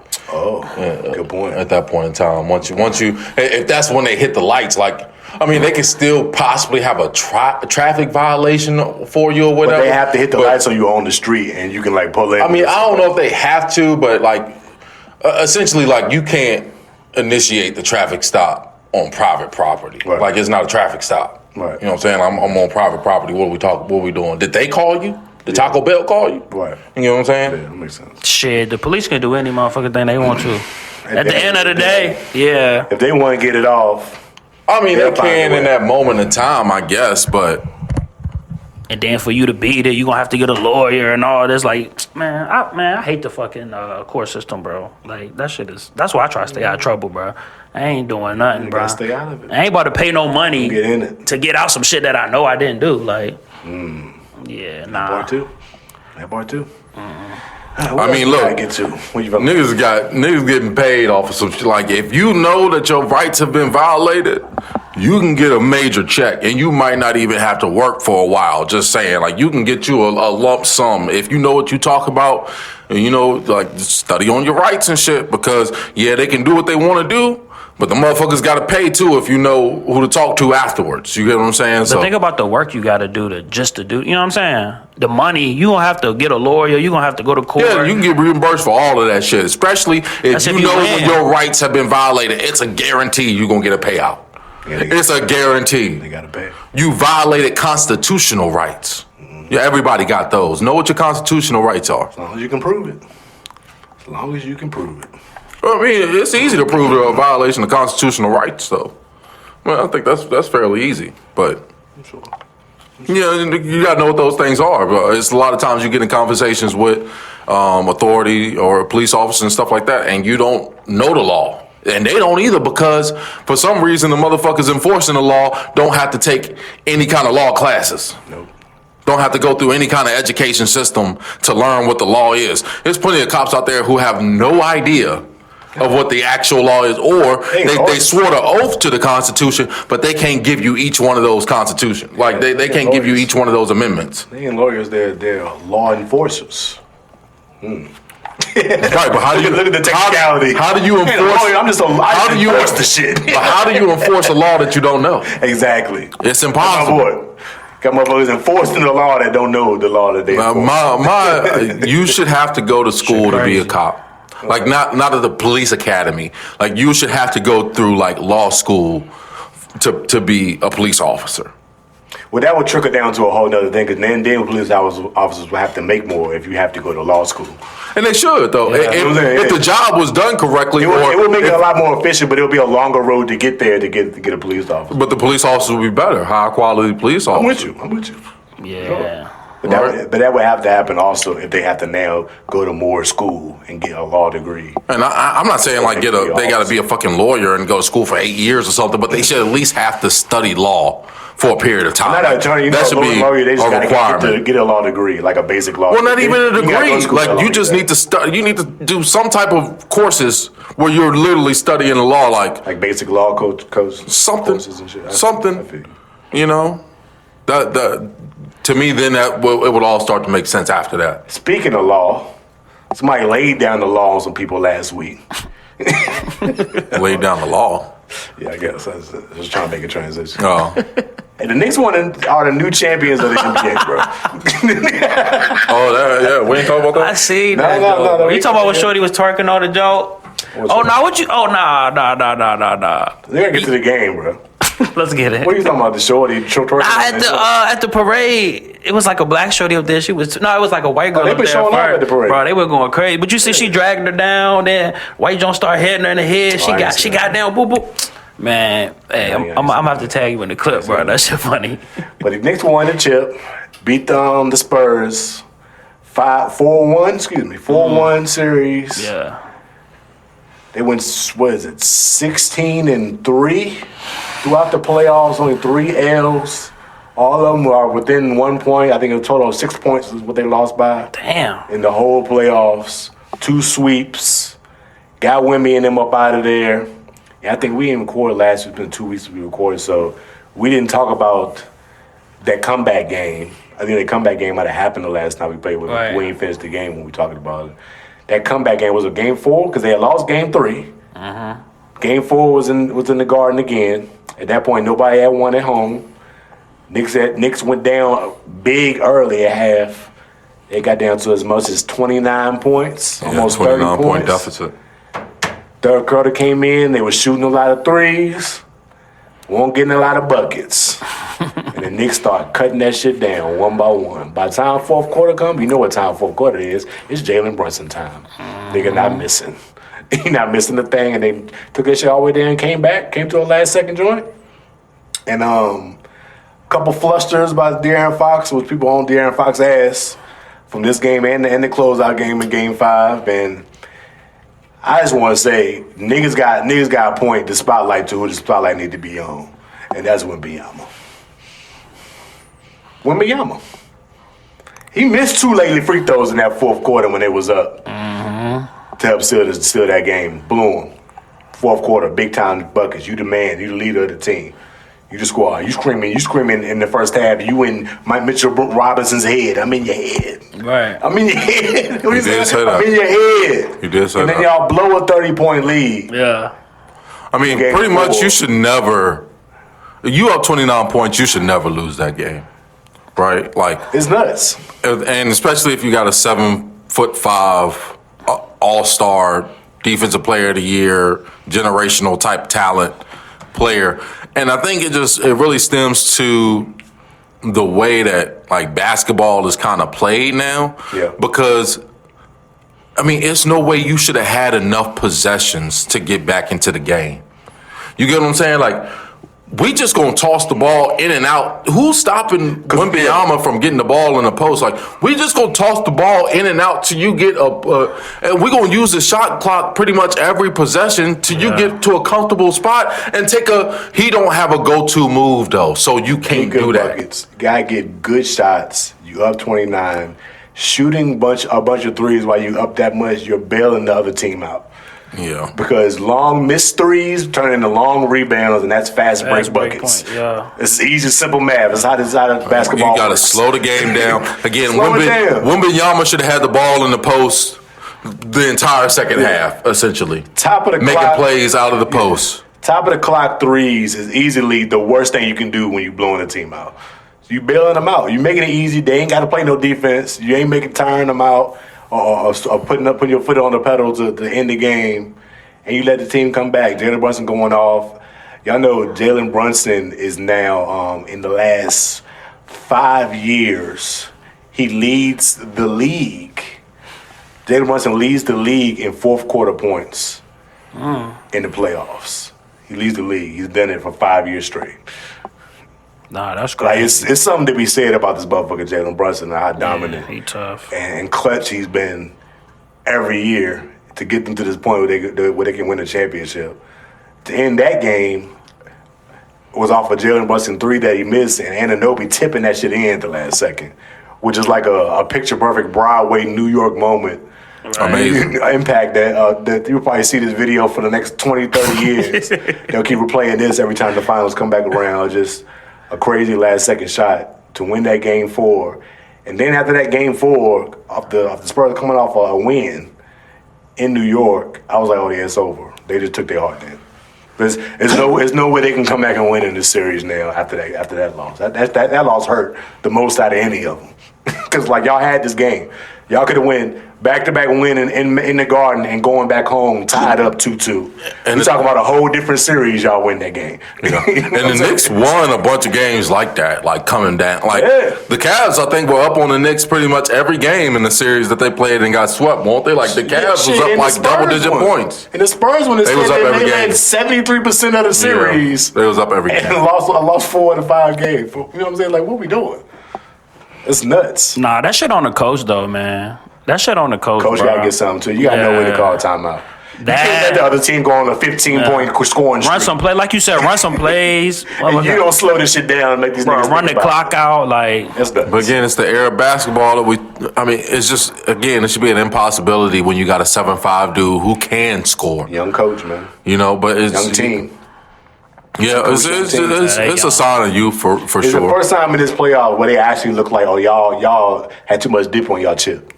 Y'all thought this was gonna be like, all right, like we got this. Y'all beat OKC and thought, oh yeah, we can handle the Knicks. But the Knicks been steamrolling niggas the whole time, waiting on y'all to finish y'all's back-to-back 7-game series that y'all went through after just sweeping 2. You know what I'm saying? Like they didn't look at this at the right perspective. They thought, oh, we beat the big dogs, the defending champs. Yeah, and so the East, anybody to come out the East should be a breeze. And it's like, nah, bro. Knicks hungry. They were the wrong team to place as an underdog. Just based on the fact that even in the closeout game, the Spurs was favored at home. That Game 5, right? I'm like, yo, what? I mean, still disrespecting these. They had too much momentum to be an underdog. Really, we talked about a team who hadn't lost a lot of basketball, and they were well rested, and people weren't talking about that. And healthy, fully healthy, well rested. So that's another thing, because that's a lot of things that would happen to the Knicks in the past few years in the playoffs. They would have a bunch of health issues with Tibbs. You know, Tibbs playing his starters for 40, 48 minutes a game. You know what I'm saying? Niggas ain't getting no rest, so that's gonna come with injuries after an 82-game season. How y'all think shout out to Mike Brown. How y'all think the Thunder and the Knicks would have been? Obviously, you know, we don't know. Game if 7. Jalen Williams played in the Thunder win. Yeah. I think it would have been tougher, of course, because you got more seasoned defending champs team that's been there already. Right. Mm-hmm. Not like the Spurs, but at the same time, I think it still would have been a great matchup. They match up still as far as lines. I got Knicks winning that jump for sure, though. Probably in like 6 or 7, but yeah, Knicks was too hungry, man. Had too much chemistry, like. They got a good ass team. It was written, bro. It was written. Hey, no, I seen something on Facebook. They trying to put Brunson above Iverson now with the ring. They been having that debate. What y'all think?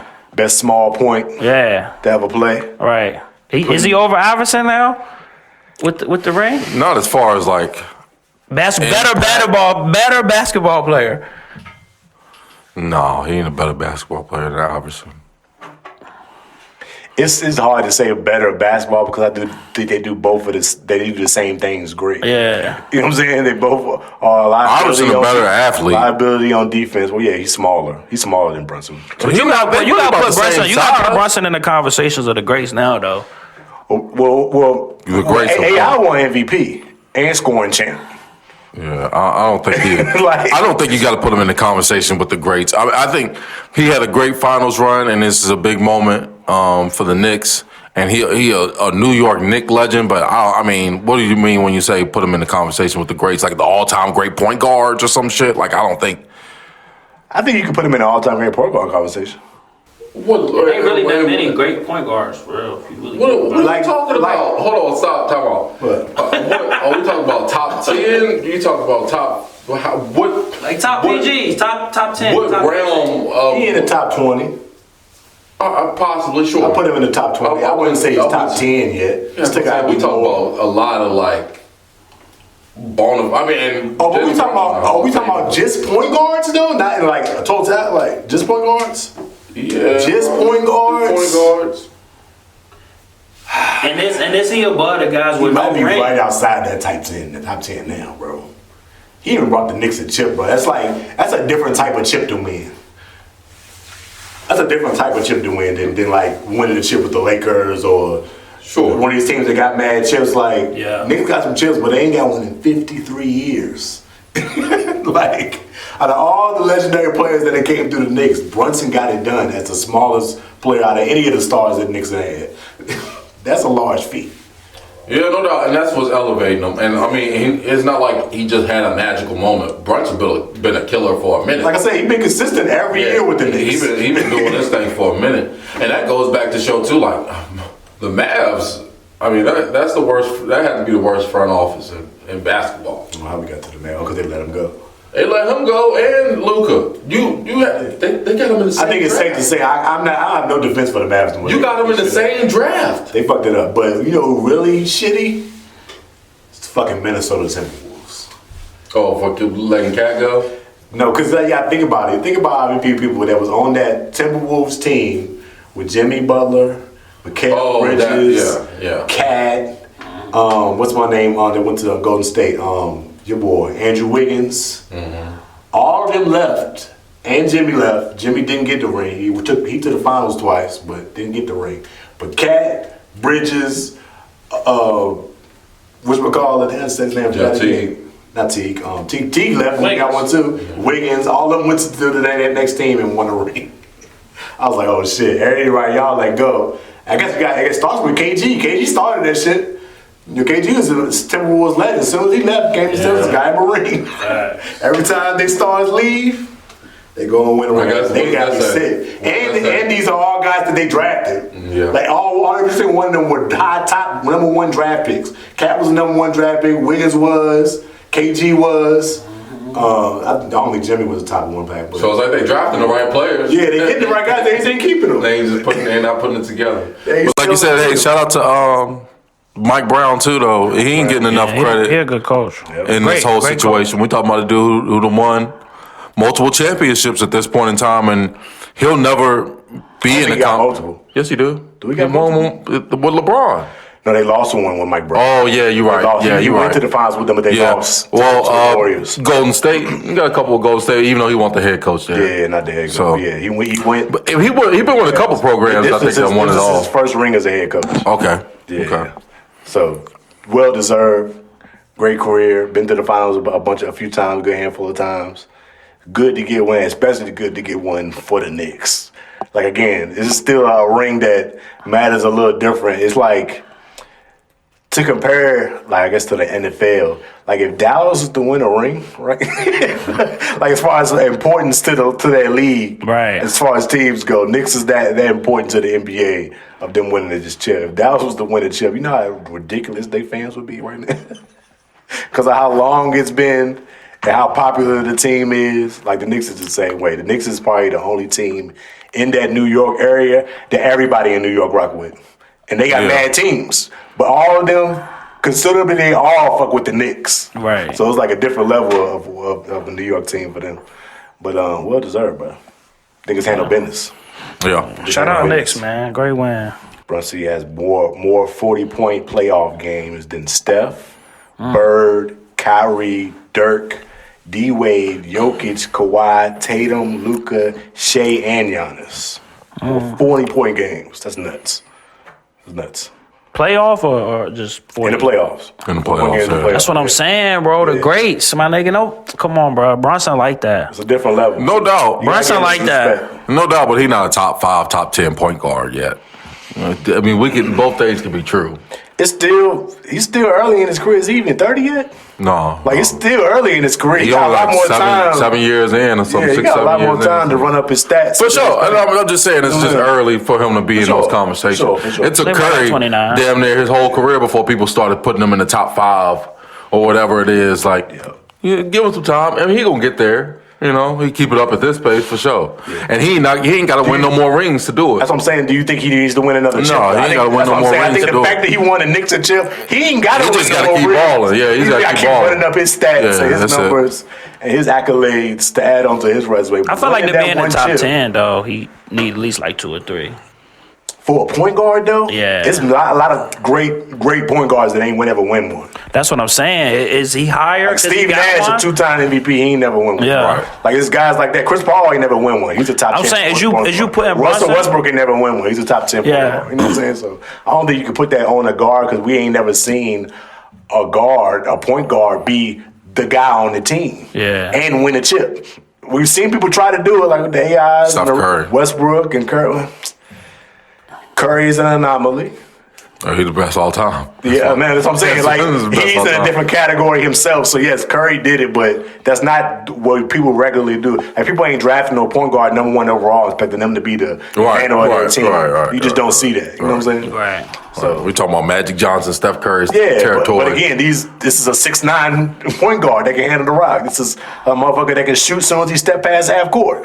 We're talking about anomalies right here, so they had to be something otherworldly to even be that, but you know, it is what it is. And obviously, they got the chips and the stats. Brunson, a great underdog story for sure. Yeah, it's dope to see. I ain't mad at it. As a Celtics fan, the Knicks being one of our biggest rivals in our division in the NBA, I ain't mad at the Knicks getting them one. I said it before the playoffs started. This would be the year for them to get it. Just how the East lined up, not discrediting how they handled the East, but just how it lined up between injuries of certain teams that's been in that top 3. And I think Detroit was the number 1 seed, but they're still a young team that ain't really went deep in the playoffs yet. They got a lot to prove. It's like, who you put in front of them? Niggas got their own. The Knicks was the biggest vets, the team that had been with each other the longest outside of the Celtics that was in the playoffs this year. All the other teams were probably new teams put together with new players. They ain't been played together that long, so the Knicks had their opportunity. They took full advantage of that, and they dominated. So, shout out to them. They handle business. But to keep it in NBA news, speaking of my Celtics, the rumors are starting to escalate with the draft around the corner.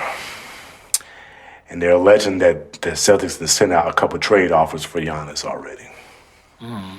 It's been a story throughout the whole season that Giannis had going through his issues with the Bucks, saying he want to leave, saying he want to stay. Back and forth. He's at the end of his contract coming up, about to be a free agent. And we think Giannis definitely probably going to be moved this summer at some point, probably before the draft, the way they talking about it. And I must say, the packages I'm hearing they putting together to try to get Giannis, I don't like it. Well, what do you think you think it's not going to include Jaylen Brown or Jason Tatum? Of course, it's always going to be packages with Jaylen Brown in it because they're saying they ain't nobody touching Tatum. Tatum is stuck. But we did just pay JB more money than we paid Tatum. But the package they putting together is like a 3-team situation, and the possibilities is we'll end up sending Jaylen Brown to either the Clippers or the Hawks. Us getting Giannis, Bucks getting picks, and some other player. I think there's another player they're throwing in the mix of that somehow too. I'm like, I ain't mad at it, but it could be the beginning of the end. That type of move. Because this is a huge move to make, and I feel like it's not a move that we need to make right now. And I think sending Jaylen Brown to play with the Hawks, who got that team down there that looks tough, it's a tough team they got down there. Mm-hmm. For him to go down there and really be the guy and have his own team, he's from Atlanta, so he's going to be a hometown kid. Right. He's going to be king in Atlanta, they send him down there. Yeah. And we got to deal with that every year. It's going to be an instant rival. They now instantly rivals against us every year. And why would you want to put your second hand to your throne, basically, in the position where you got to see him every year and make it a thing and put him on a team that can actually go win a chip. You know what I'm saying? So, I don't know. I don't like it. But they also say there's a package out there somehow with a 3-team trade that we can end up keeping Jaylen. I don't know how they would make that work, but some other big name from another team will have to move in order for that to happen, and we would just have to give up picks. I mean, yeah, that would be ideal, but that would be ideal, but I don't see that being the way. I just don't. I wonder why any other team will allow stuff like that to happen and think, oh yeah, we still gonna be competitive. Like, no, we're just not gonna allow that. Allow stuff like what, like Giannis to move? To go to the Celtics and the Celtics not have to give up one of their superstars. Like, no, y'all gonna have to come up all. Why not? If the other teams get compensated in some other way. Maybe they don't give a fuck. Like I said, it's going to be a multiple team trade. It ain't going to just be a one-on-one Celtics Bucks type of thing. Like another team has to be involved with this in order for this to happen, because we're talking about moving $300 million contracts around right now. Like, that's what we're talking about. Money. So it's going to have to be another team involved. It ain't going to just be a one-on-one swap for Jaylen Giannis type of deal. Yeah. It can't happen like that. Both make are worthy of too much money. Giannis got to get a new contract, and JB just got his new contract. So they're going to have to make that work. But I don't know. I don't like it, man. Like I said, we have a proven nucleus now. Right.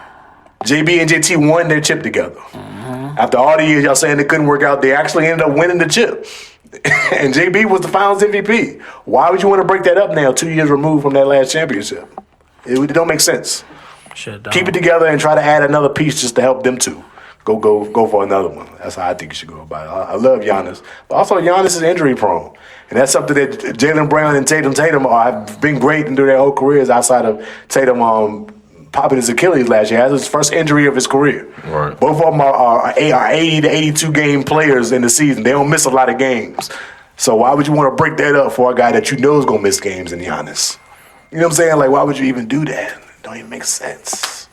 But, hey, it's the NBA, yo. It's like, why would you trade Luka Doncic for a guy like AD, who you know is gonna miss a bunch of games? You love bringing that up. Because you were so on. This nigga was so. I think this is a great deal for the Mavericks. But Luka injury prone too. Luka was injured when they traded him. I'll just say, Luka hadn't played in 2 months when they traded him. You ain't keeping the same energy. That's all I'm saying. I have kept the same energy. You are keeping the same only thing is, it didn't. We never got to see it play out. You never got to see Kyrie. What's the nigga they drafted? Why? You never got to see Kyrie, Flag, and AD playing on the same team together. Because they ain't give it time. They ain't even give it a full season. But AD he was hurt. Kyrie was already hurt. He already had a season injury the season before when all this happened. But the Kyrie has nothing to do with AD here. I'm just saying. AD was hurt, a guy who was often hurt, and they traded for him. And you was trying to make it make sense at that time. But that season, he played majority of the games. So if they trade for Giannis, your issue with the trade can't be, he's often injured, because that wasn't an issue for you when the Mavericks traded for AD. And it wasn't an issue for them either. Luka was hurt when they traded him. Luka had been out 2 months when they traded him during that trade. So it wasn't like he was playing. That's what I'm saying. It's like it's all right, as if they traded Jason Tatum. And look now, even in this playoffs, the Lakers made the playoffs and played 2 rounds. Guess who didn't play in the playoffs this year? Luka. It's just still ain't working out. That nigga still ain't playing. So it's like, it ain't really paying out for them yet. Like, yeah, they still got Luka, but The Lakers ain't been no better since the trade. We never got to see the Mavs shit play out. But the Mavs ain't no defending what they did. They blew their shit up. They fucked their shit all up. You know what I'm saying? Brunson winning their chip right now. Like, and Luka in LA hurt. Like, and y'all got nothing. They got nothing now. It is what it is. Speaking of big money, moving to the NFL real quick, Mahomes got more money or something. I don't know what the fuck they did with Mahomes. Like, I don't understand the contract. 'Cause I thought they already gave him $500 million for a 10-year contract. And then I see it's another $500 million contract. I didn't look at 3 more years or something like that. I don't understand the money part. No, I'll have to look at the details of the contract, but I don't think it's probably just like some kind of restructuring that happened. The Chiefs are adding 2 years to Patrick Mahomes' contract, tying him to Kansas City through 2033 season at a value of $504 million. I understand what they did then. Making it the first NFL deal valued at over $500 million. But like you said, I thought he had this number like 2 years ago. But see, that's how they use these words and shit, valued at over $500 million when the first one was valued at $500 million. So they gave him $4 more mil. For 2 more years. No, because he signed 2 more years. He signed, but he signed that initial deal several years ago, or like three years ago, or something like 2 that. or 3. So he's getting a deal. He's pretty much like re-upping. It's $500 million. Not necessarily more compared to like or on top of what he already had, but like they're giving him. I don't know how many years are left on his contract now. But he got like. Well, you said till 2033. Is it till 2033 now? So now it was at 2031. Before he was on a 10-year, $500 million deal. Now he's on a 7-year or 8-year, $500 million deal. Okay. That's all it really is. So it's just like you just kind of getting a little bit more money, but it's really kind of like, and we are adding more years on the back end. They just playing a salary cap game. That's salary cap game. That's all it is. They just moving money around. But also extending an asset too, locking them in. It's a good team-friendly deal, and I think it's always a good deal for a player to sign a multi-million-dollar contract. That's with guaranteed money. Even if you say, hey, 5 years from now, Mahomes will be cheap. I mean, the dude clearing $50 million. $55 million. It was like $54 million per year or whatever it is. I think he all right.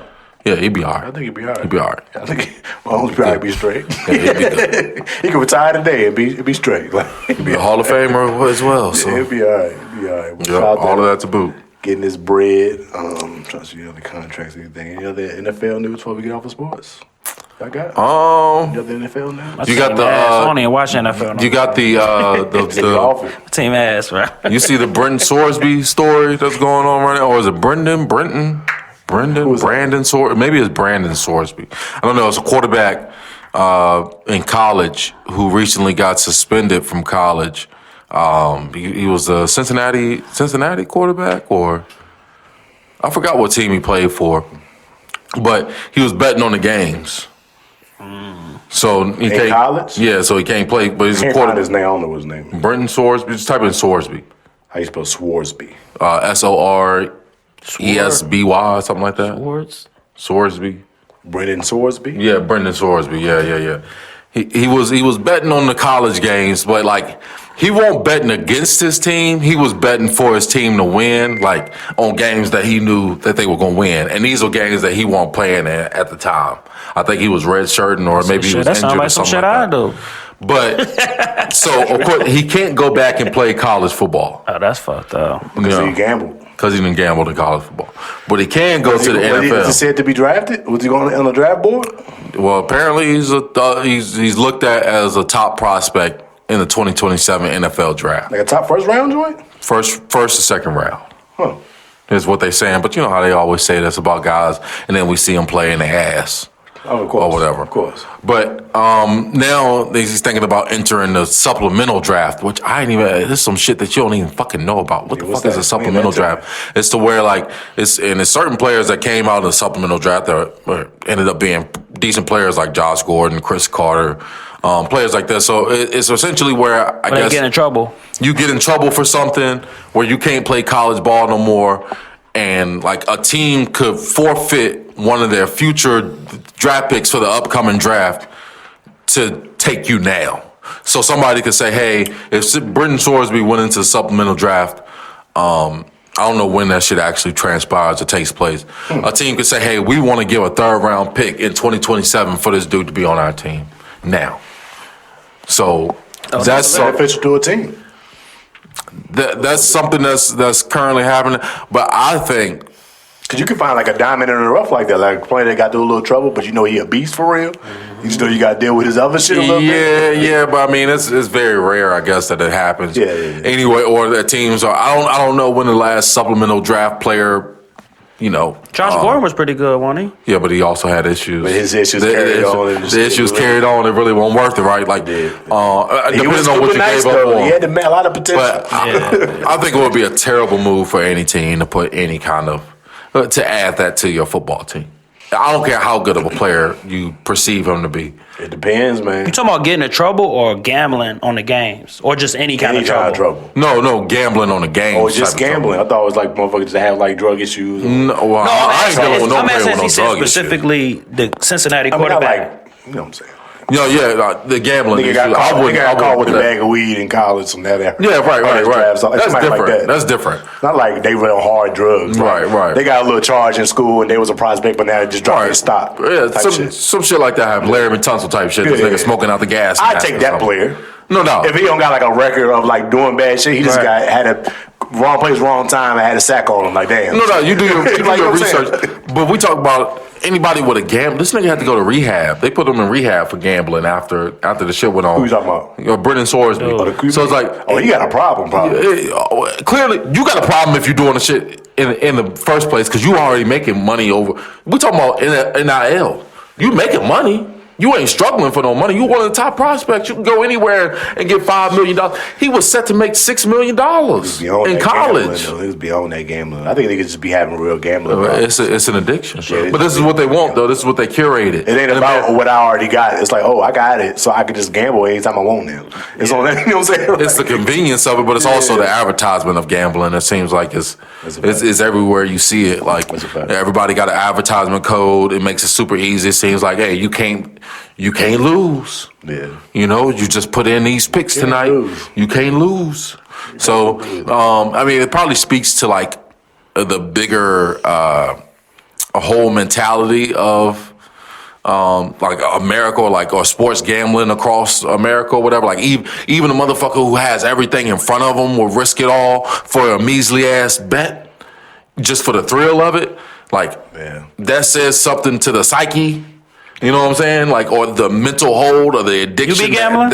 I don't touch it. It's the instant gratification. No doubt, but that's the era that we in. And people love it. People love the microwave. And like on the internet, like if you follow a bunch of gambling shit, a lot of people selling like Discords or they picks. It's a big industry, and they selling it on. Look, I turned this $5 into 15 racks. So they selling it on them type of bets. So people think like, oh shit, all I gotta put is $5 down to get 15 racks. Too. Yeah. Not knowing that this motherfucker lost 200 times before this one hit. Yeah. And now he living off of that, like he be hitting that shit all the time. He just even the whole time. Yeah. He might just be getting back. He won all his money back for the last 6 to 8 months. But again, and that's why too, like, so it's a mind fuck thing. Like people think they can get rich quick. Right, but this is a huge industry, and people are going to try to fix the system or get over on the system at every single level. You get what I'm saying? So that's how you know the games are fixed when sports gambling is public and available to you and legal. That's how you know the game itself has to be fixed because we got players that are doing it at a small. Like, why wouldn't you think the people are doing it at the top of it as well? Like, people are doing it. We got players doing it. Coaches going to be doing it. So why wouldn't owners be involved, or why wouldn't people who are involved or who have relationships with these corporations or these entities like I don't know, DraftKings or whatever it may be? Why wouldn't those things? All that shit goes hand in hand, and just let you know, like the corruption is way bigger than just the one player or the one coach that does it. The game rigging shit again, because watching this Spurs Knicks finals, you would have thought that shit was rigged. No, not even like if it was rigged for the Spurs to win.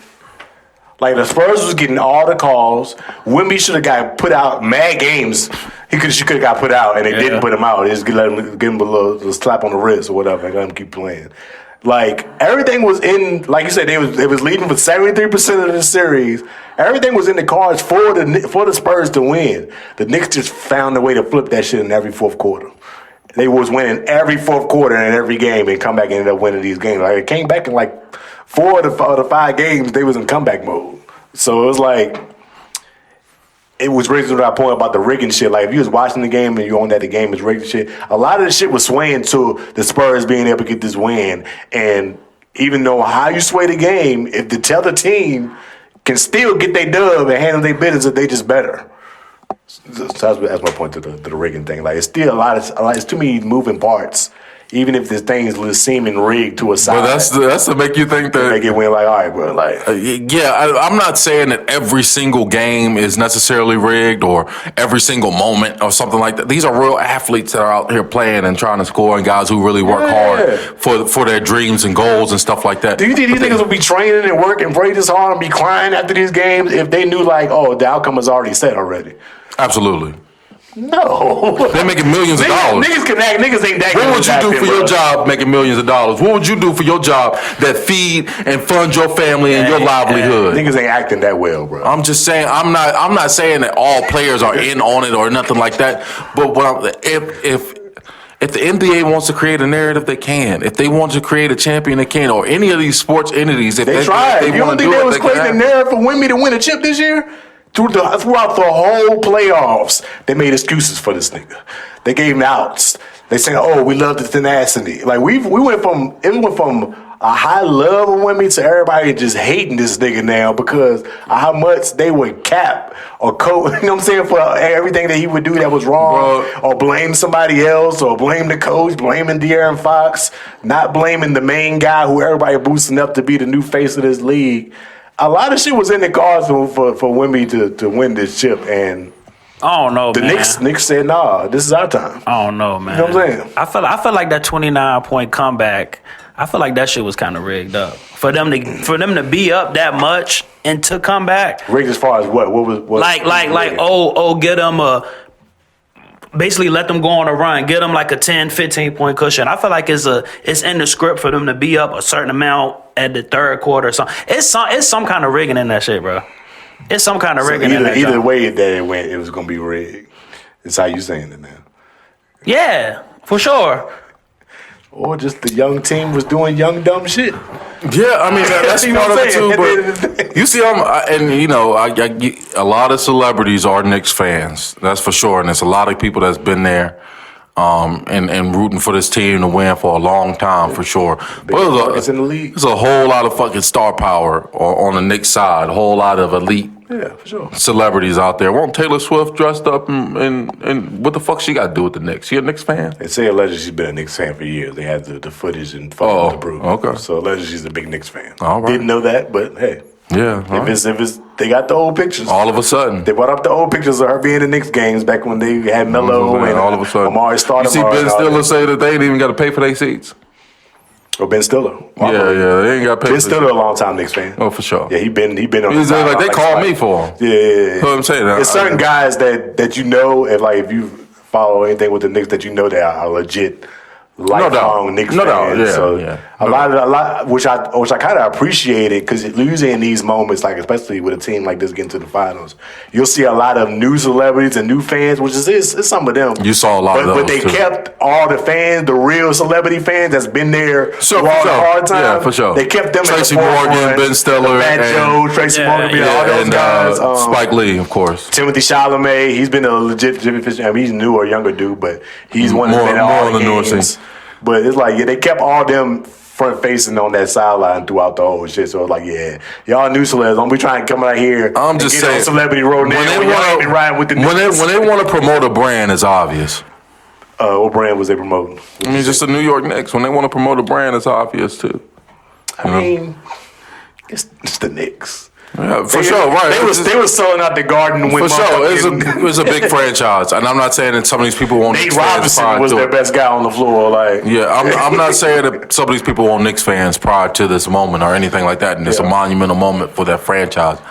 But and the Knicks took it way too high. I just see it as the entertainment piece of it is like, so surely is just interesting to see some of these celebrities that you saw courtside. And shout out to the Knicks fans though. The Knicks fans is fucking traveling.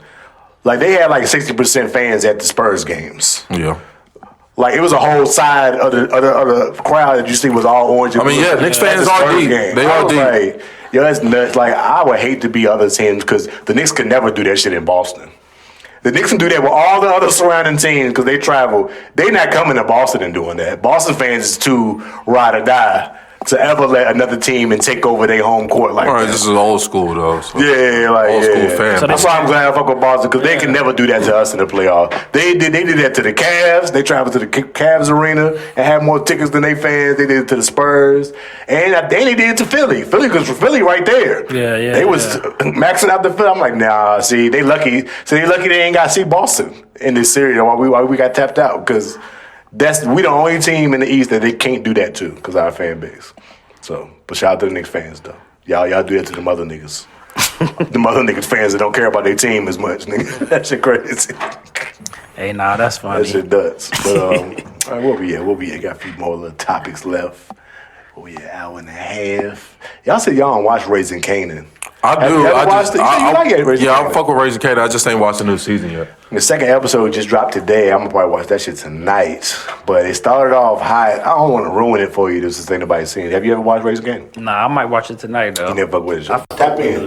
That's on what star? Well, you gotta watch it from the beginning. You ain't gonna know what the fuck going on in this season. Yeah, you gotta watch it from. How many seasons is it? It's probably like 3 or 4. No, it's at 5. Is it 5? 4 or 5 now. They quick though. What? I mean, they bingeable. It's bingeable seasons type of shit. Like they got some good shit going on. I like that though. I'm fucking with that Raising Kanan though. Word. I'm glad it's back. Since you ain't watched it yet, they started off with a bang. You probably ain't got it spoiled to you about being on the internet or something, but they started off with a bang the first season. Just know a very important and loved character died.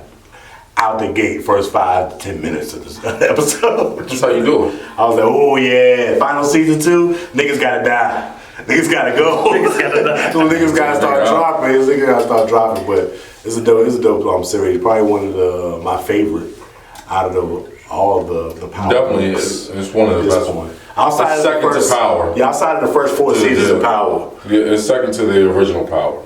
Yeah, first everything else is just okay from the Power universe. But it's pretty dope. I'm fucking with it. Been locked in.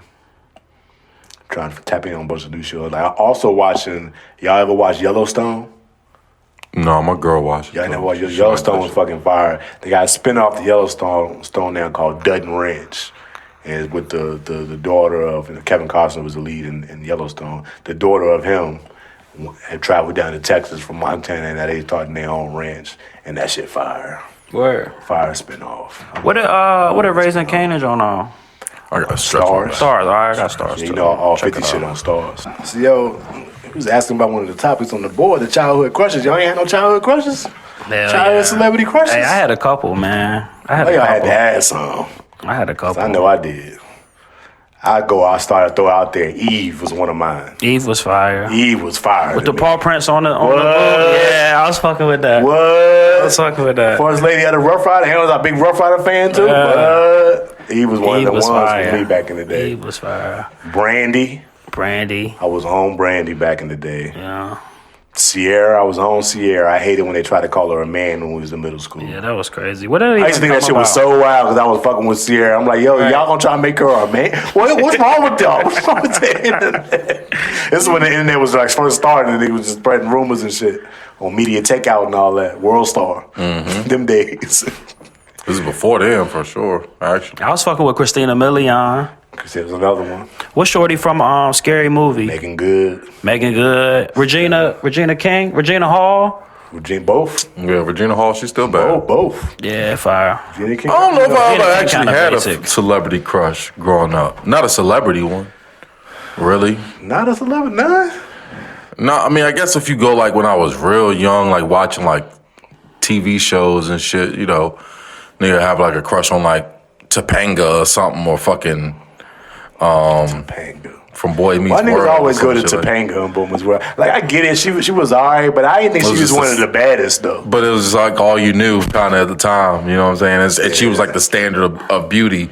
That they tell you what it is. So I mean, but outside of that, like, I never really had a celebrity crush, like talking about it. Kyla Pratt. I was on Kyla Pratt. Yeah, that's Kyla a Pratt good was one. another one. That's a good I one. was on Kyla Pratt. She still Raven Simone was like that Kyla back Pratt in the day. still looked the same.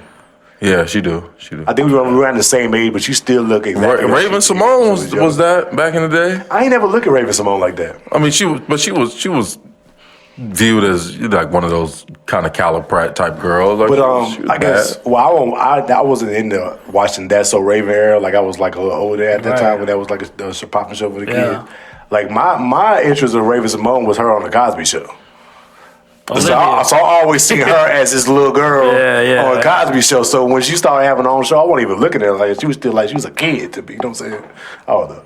So I ain't never look at Raven Simone like that. Did y'all fuck with Proud Family coming up? Yeah, of course, it's a good show. You know they got a like That a was newer after my joint. era. I seen some of it, but I was like in high school when Proud Family They came. like redid that joint like I want to say 2022. That joint lit. Yeah. They like saying Fire new intro shit. song though. They bodied that. Yeah. Bodied that. Shout out to Solange. Oh yeah, I forgot she did that. I forgot about that. Bodied that. The new joint is like a different beat. It's the same words, but it's a different beat. It's kind of weird. But yeah. Y'all check that joint out though. Maya was another one. Maya was fire. She still is. With the Rugrats, remember they had that song? Oh, man. The Rugrats movie and Mine's shit? still like that. Her Take me Black there. Street, I wanna Black go Street. there. Take me there. Black Street was on that joint. that shit was hard. Harlem World, Mace. Maya still look good too, bro. She yeah, 40, 50. She look. grown fine Yeah. man.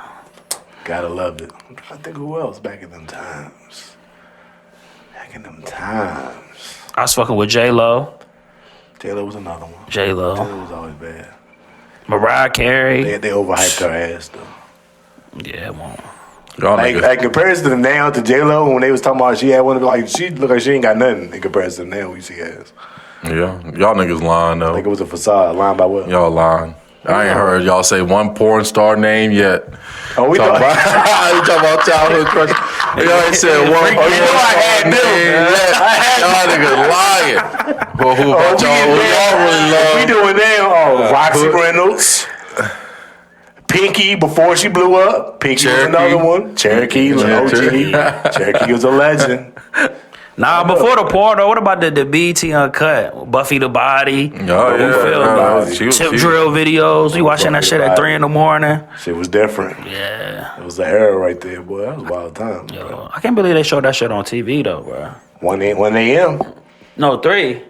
No, before originally it was 1 a.m. For real? They pushed it back as time went on. Motherfuckers And then- staying up. Yeah, motherfuckers started doing it, so they tried to push it later. So Hey, I ain't motherfuckers catch would the see 1 it. a.m. joint. That's But it used to wild. drop at 1 a.m. originally. That's when what was a lot of them joints came on. I try to think of some of the songs that used to come on. White Girl.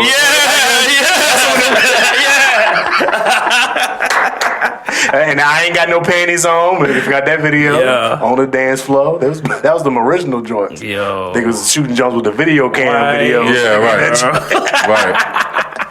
The handheld cam in that joint with it, making videos in the basement. Yeah, the video was fucking low Bootleg budget as hell, ass bro. video. Yeah, low budget ass. As long as some video. ass is popping in them somehow, Yeah. you was getting that one uncut. Hey, they had a lot of videos on that joint too. Now Yeah, that a I think lot. about it. Yeah, that's- It's one of like an hour from 3 to 4. Yeah, I think it was about an hour. That's You crazy. could just sit there and watch music videos straight back in the day. Ass. That's how you. That was your only exposure Ass to seeing a video. That's it.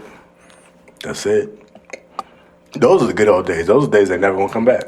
That's when a music video actually meant something like, Rap oh City. shit, such and such dropping a music video to this song. Yeah. Video. I wanna see that Music joint. video meant I gotta everything catch at it. one point. Yeah, bullshit. it was a like a full production.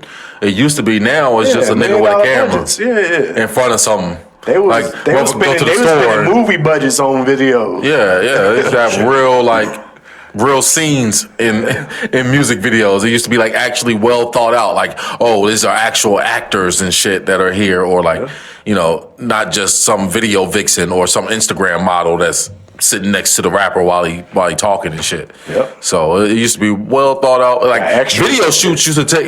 Remember when we used to watch the fucking behind the scenes on MTV? Making a video? Shoot? That shit used to be 2 to 3 day processes and shit. A week. They used to be like, yeah, shit, we gonna come back tomorrow. They got trailers on the set, all of that shit. They used to switch outfits. Yep. Nigga do a video nowadays in the same outfit the entire time. Yeah.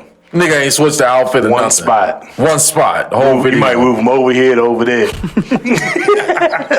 Stand in front of this. Camera ain't gonna change. That's about it. Stand in front of this graffiti right here. That's a big difference. Big shot. Yeah, it's time to change. Hey, y'all remember that old jump? Speaking of music videos, I think the nigga name was like Kia Shine or something. Crispy. Yeah. Yo, I don't know why I thought about that the other day, but I watched that video. And that bumping my music, that boy be from Ohio. That's him too? No, some other. Oh, okay. But nah, that video just back in the day. You think that shit's so cool? He changing the colors of the shirt and shit. Kia Shine. You know, Kia Shine wrote Drake's first hit.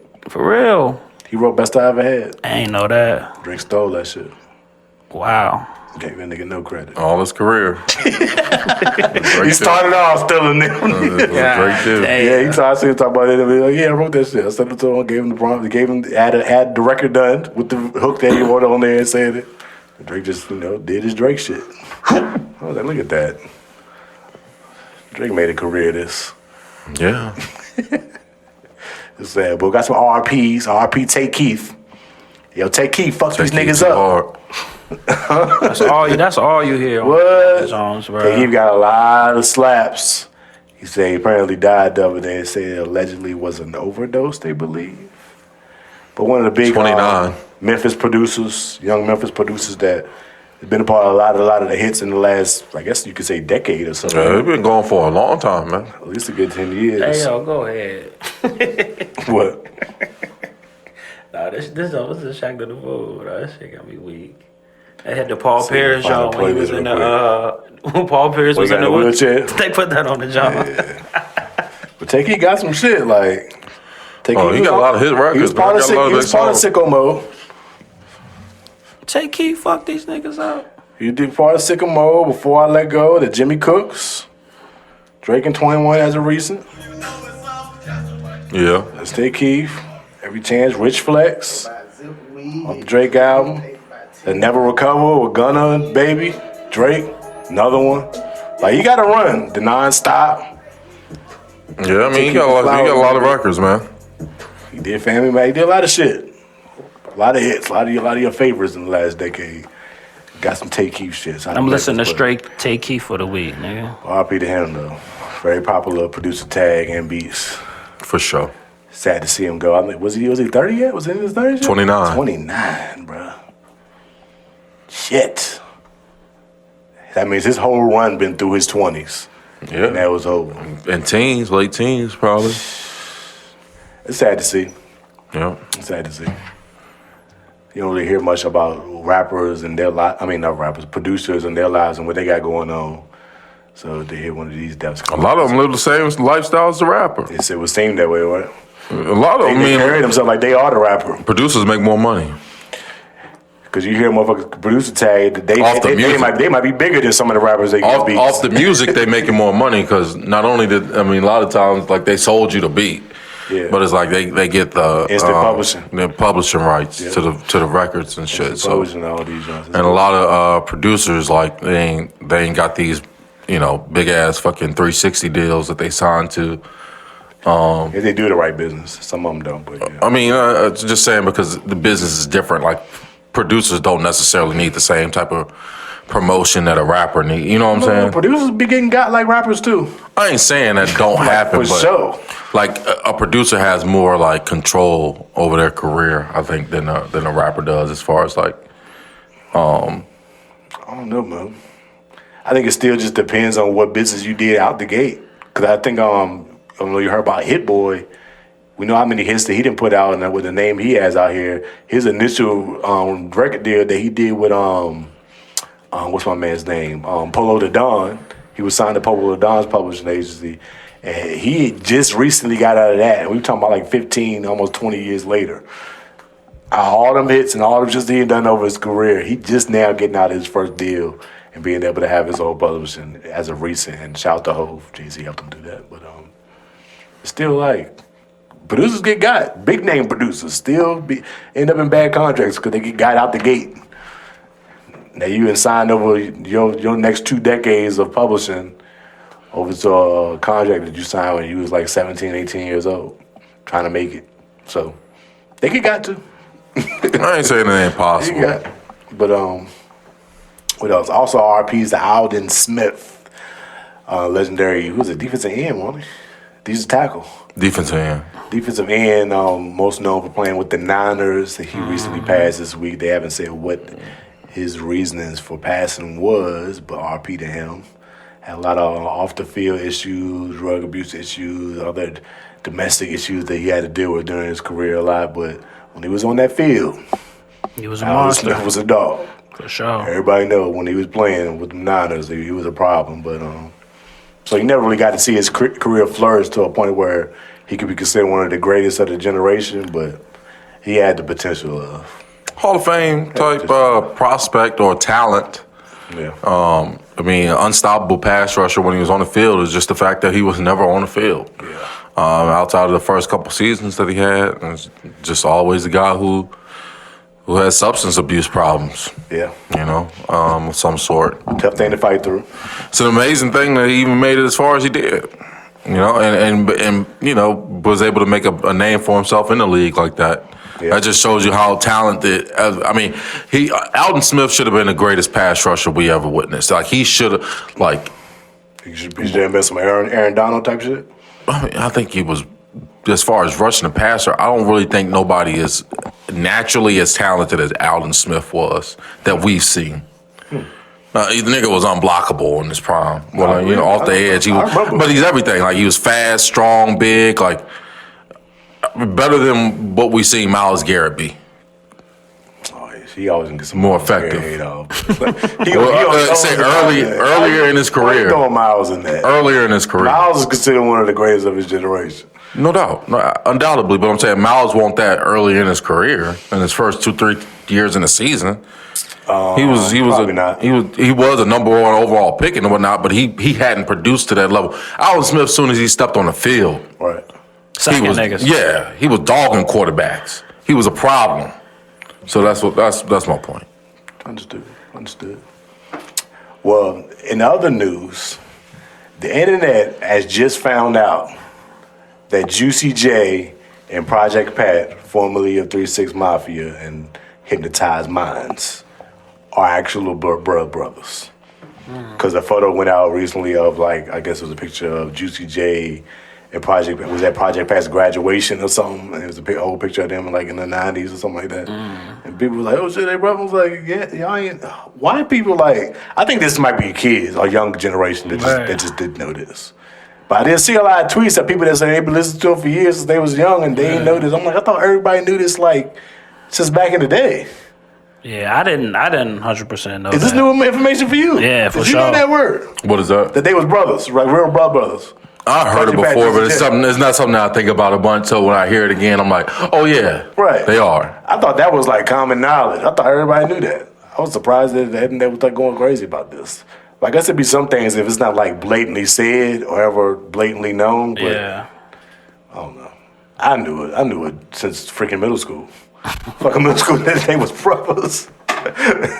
But you just like automatically. But I also was a person that was entrenched in shit. Like I was getting magazines. Okay. Like I was reading the shit, the articles of people, and they talked about it. Like they said that they was brothers since the beginning. So they weren't like something that they was hiding per se.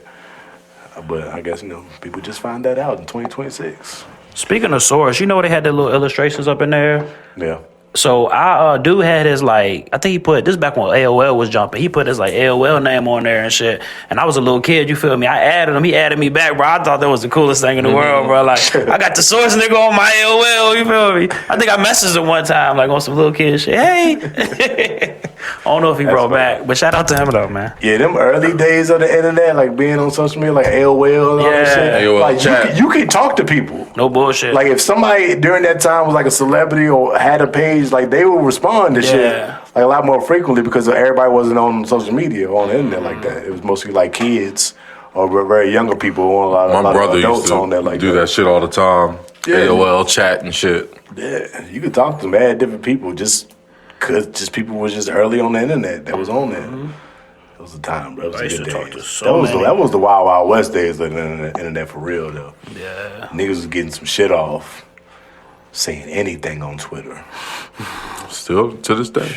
Them early Twitter days. Oh, y'all need to get on what's the IG joint? Threads. They say Threads the new black Twitter now. I be Like seeing niggas that, took over Threads. They off that Twitter shit since Bezos. Not Bezos. Elon. Took that shit over. Niggas is really on Threads. You on there? Yeah. Threads is hilarious. I'm gonna check it out. It gives me the feelings of like older early black Twitter days. Yeah. But not quite the same, but it's similar. There's some similarities in there. Some similarities. Threads alright. It's alright. It ain't bad. I'm trying to think. Wow. Do got a last topic. I thought it'd be some topic good to play around with a little bit. If we was to bring up everybody and then what cast involved was in a horror film.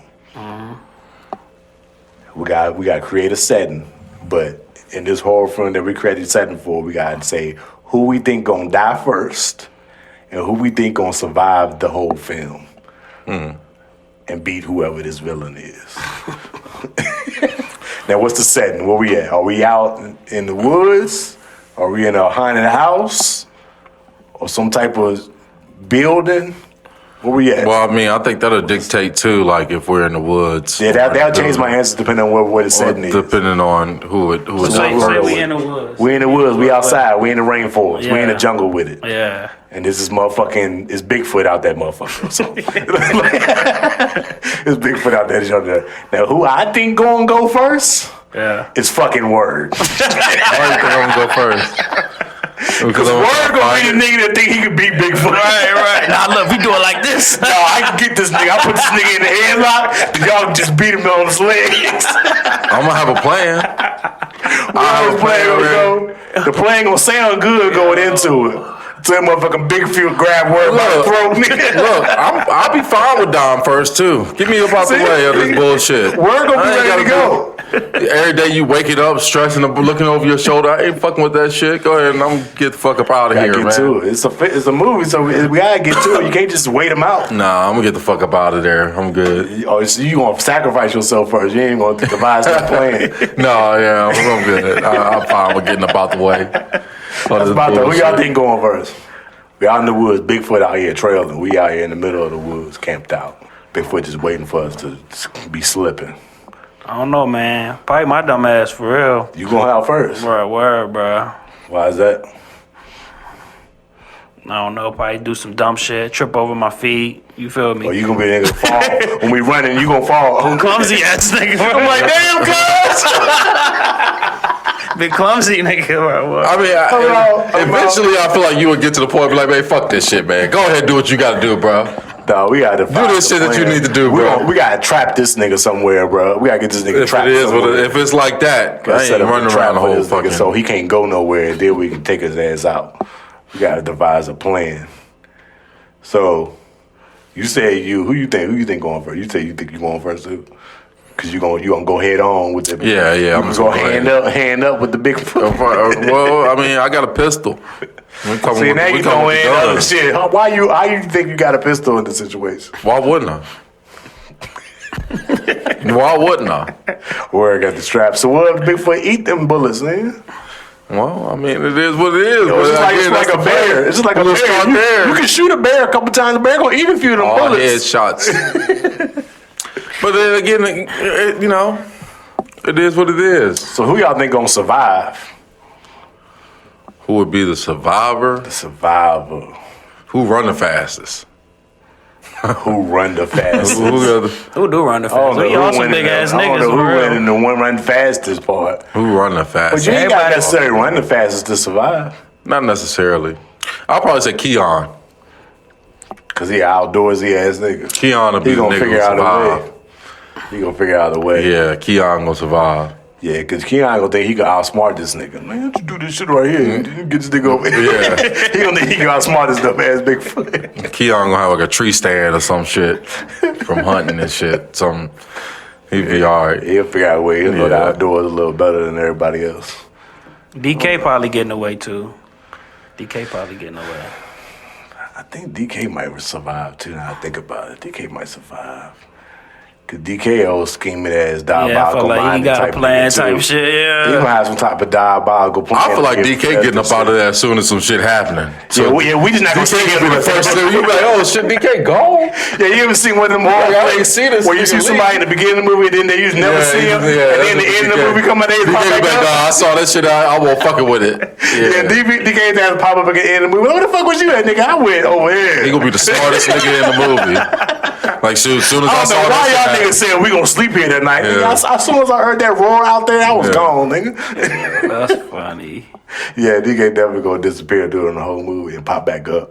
Like, damn, what was y'all? Why Right. y'all come with me? But we said we was camping out. But yeah, I think that did it. Hell That yeah. did it. Hell yeah. Any music, new shows y'all tapped into right now? New shows. Nothing I major. don't even watch TV for real. I don't even watch TV. I be on that. I be watching documentaries and I be shit. watching some shit. I love a good doc. That's Oh, literally speaking of all doc, I just watch. watched the Fire doc. What the fuck was that shit on? Put me on. What did I recently watch? Man on Fire, Running Points. I did watch Man on Fire. That was actually pretty good. The series they made out of that shit. I Will Find You. I feel like I was watching something else though. It was a doc. Hey, why you find that? Y'all hear that motherfucking new Toy Story coming out? Yeah. Toy Story. I'm going to see that shit tonight, nigga. I'm excited. Oh, is it out already? Yeah. I'm about to get the tickets right now. New Toy Story? Yeah. Toy Story 5. But it's like, it's like they still keeping them shits tablet. going? Yeah, it's like they got the Oh, for tablet sure. now. So the Toy tablet Story never taking done. over. They ain't playing with the toys no more. They on the kids on the tablet and shit. Oh. Okay. Yeah, I'm definitely gonna see what that shit talking about. I fuck with the Toy Story movies. It's deeper meanings behind them. But yeah. Deeper meanings. Oh yeah, no doubt. All fucking Disney, Pixar type shit. It's real educational learning system there. So Oh, all right. It's it was a doc on this girl that she was, I guess, dating this dude, ended up moving in with him, whatever, and she faked her pregnancy.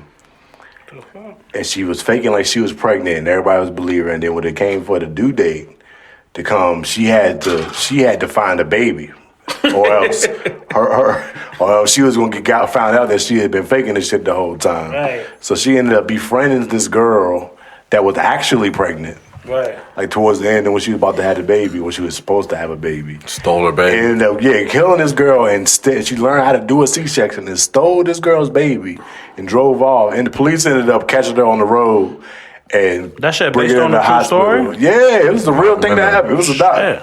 Real shit that happened. She called it Maternal Instinct.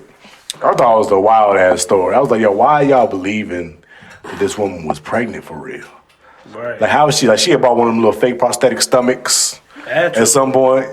And they People started go to catch to on. extreme lengths to keep a lot going. Yeah, they started to catch on because they was noticing, like, she would, like, post a picture with it on and not with it on. And they'd be, like, recent pictures. Like, yo, how you was looking like you weren't pregnant one day and the next day Right. you look like you about to drop. You look Right. like you not much pregnant. Like, she was being sloppy with it and they started to catch on, but they still couldn't prove it that she was pregnant. But then they found out that this girl had allegedly, well, she did have a hysterectomy. She couldn't So she get couldn't even pregnant. have kids anyway before she even got with this dude. Right. And once they brought their information out, it was like, oh shit, like, oh, So you really been lying this whole time? There's no way you can even have a baby. It was a wild doc, brother. I was like, yo, this motherfucking white story. I love a good white middle American story, bro. They be getting some sick shit off. Oh yeah.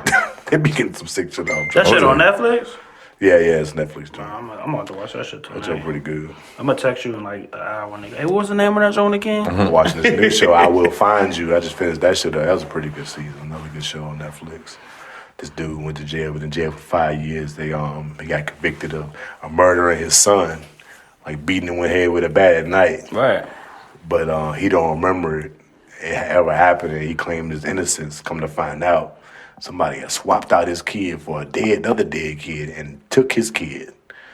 There's a whole little loop and twist to the story of how it all planned out. But it was like, damn, this motherfucker was in jail 5 years. He ended up breaking out and shit. It kind of crazy when he broke out. I was like, y'all, because he like knew the warden. Right. It was like, all right, y'all just gonna break this nigga out. But the show was good. The storyline was pretty good. How it all panned out. So, I'm gonna check it out. The shows here and there. Anything else I got left? Tell the people. Nothing left. I think we did it though. For sure. It was good. Good show. Another good show in the books. Appreciate everybody tapping in. If you haven't already, hit that subscribe button, the like button, share. Swipe over, hit that hype button. All the good shit. All the good shit. Tap. Keep it flowing and going. Hope y'all had a good Juneteenth. Have a good Father's Day weekend. Shout out all the fathers. We said nothing about the Father's Day weekend. Shout out to the dads on the cast. Yeah. I think everybody on the cast a dad outside of Rand. Hell yeah. Everybody got kids. Yeah. But you know. What you saying? Rand got a skeeting song. Yeah, Rand ain't playing around, bro. Rand ain't playing around. He looked like he got 3 kids already with that baldy. Nigga just hit 30. Just turned 30 with the fresh baldy. You need to go ahead and stop playing around, go have some kids out here. But shit, I ain't got my kid graduated. Y'all still got to go through middle and high school years. All that shit. Oh, you got a real young kid. Your kid ain't even started school yet. That's it. Hell nah. She need to. I got one in all stages, essentially. Yeah. From daycare to middle school. That's a tough part, being the only person in my friend group that has an older kid. I can't talk to nobody about the shit I'm going through with my kid now. Yeah. Like, Right. this is a struggle. This is the struggling part of the day. When you got a kid that has a mind of their own and moving, making their own decisions, this is the part where it really gets tough. Oh, man. Because it's a different level of parenting. This is a struggle, I'm telling you, but we trying to work it out, man. Kids just got to figure it out, and they be thinking it's all just going to fall in their lap. That's the tough part. Yeah, for sure. Man, life the greatest teacher. It is. That's why I'm learning to find out at this stage of parenting. It's like, you just gotta let them figure it out. Let them bump their head. Cause it really isn't like they really think the shit that you be saying, you just be saying shit. Essentially. It's like, yeah, I hear you. You keep saying this, and then when it happens, it's like, I've been telling you this for 5 years, man. Now it happens, it's like, oh, okay. So they just gotta figure it out on their own, and then it all makes sense as they get older. For sure. Appreciate y'all tapping in with us for one more again. We'll be back with y'all next week. No doubt. Peace. Peace.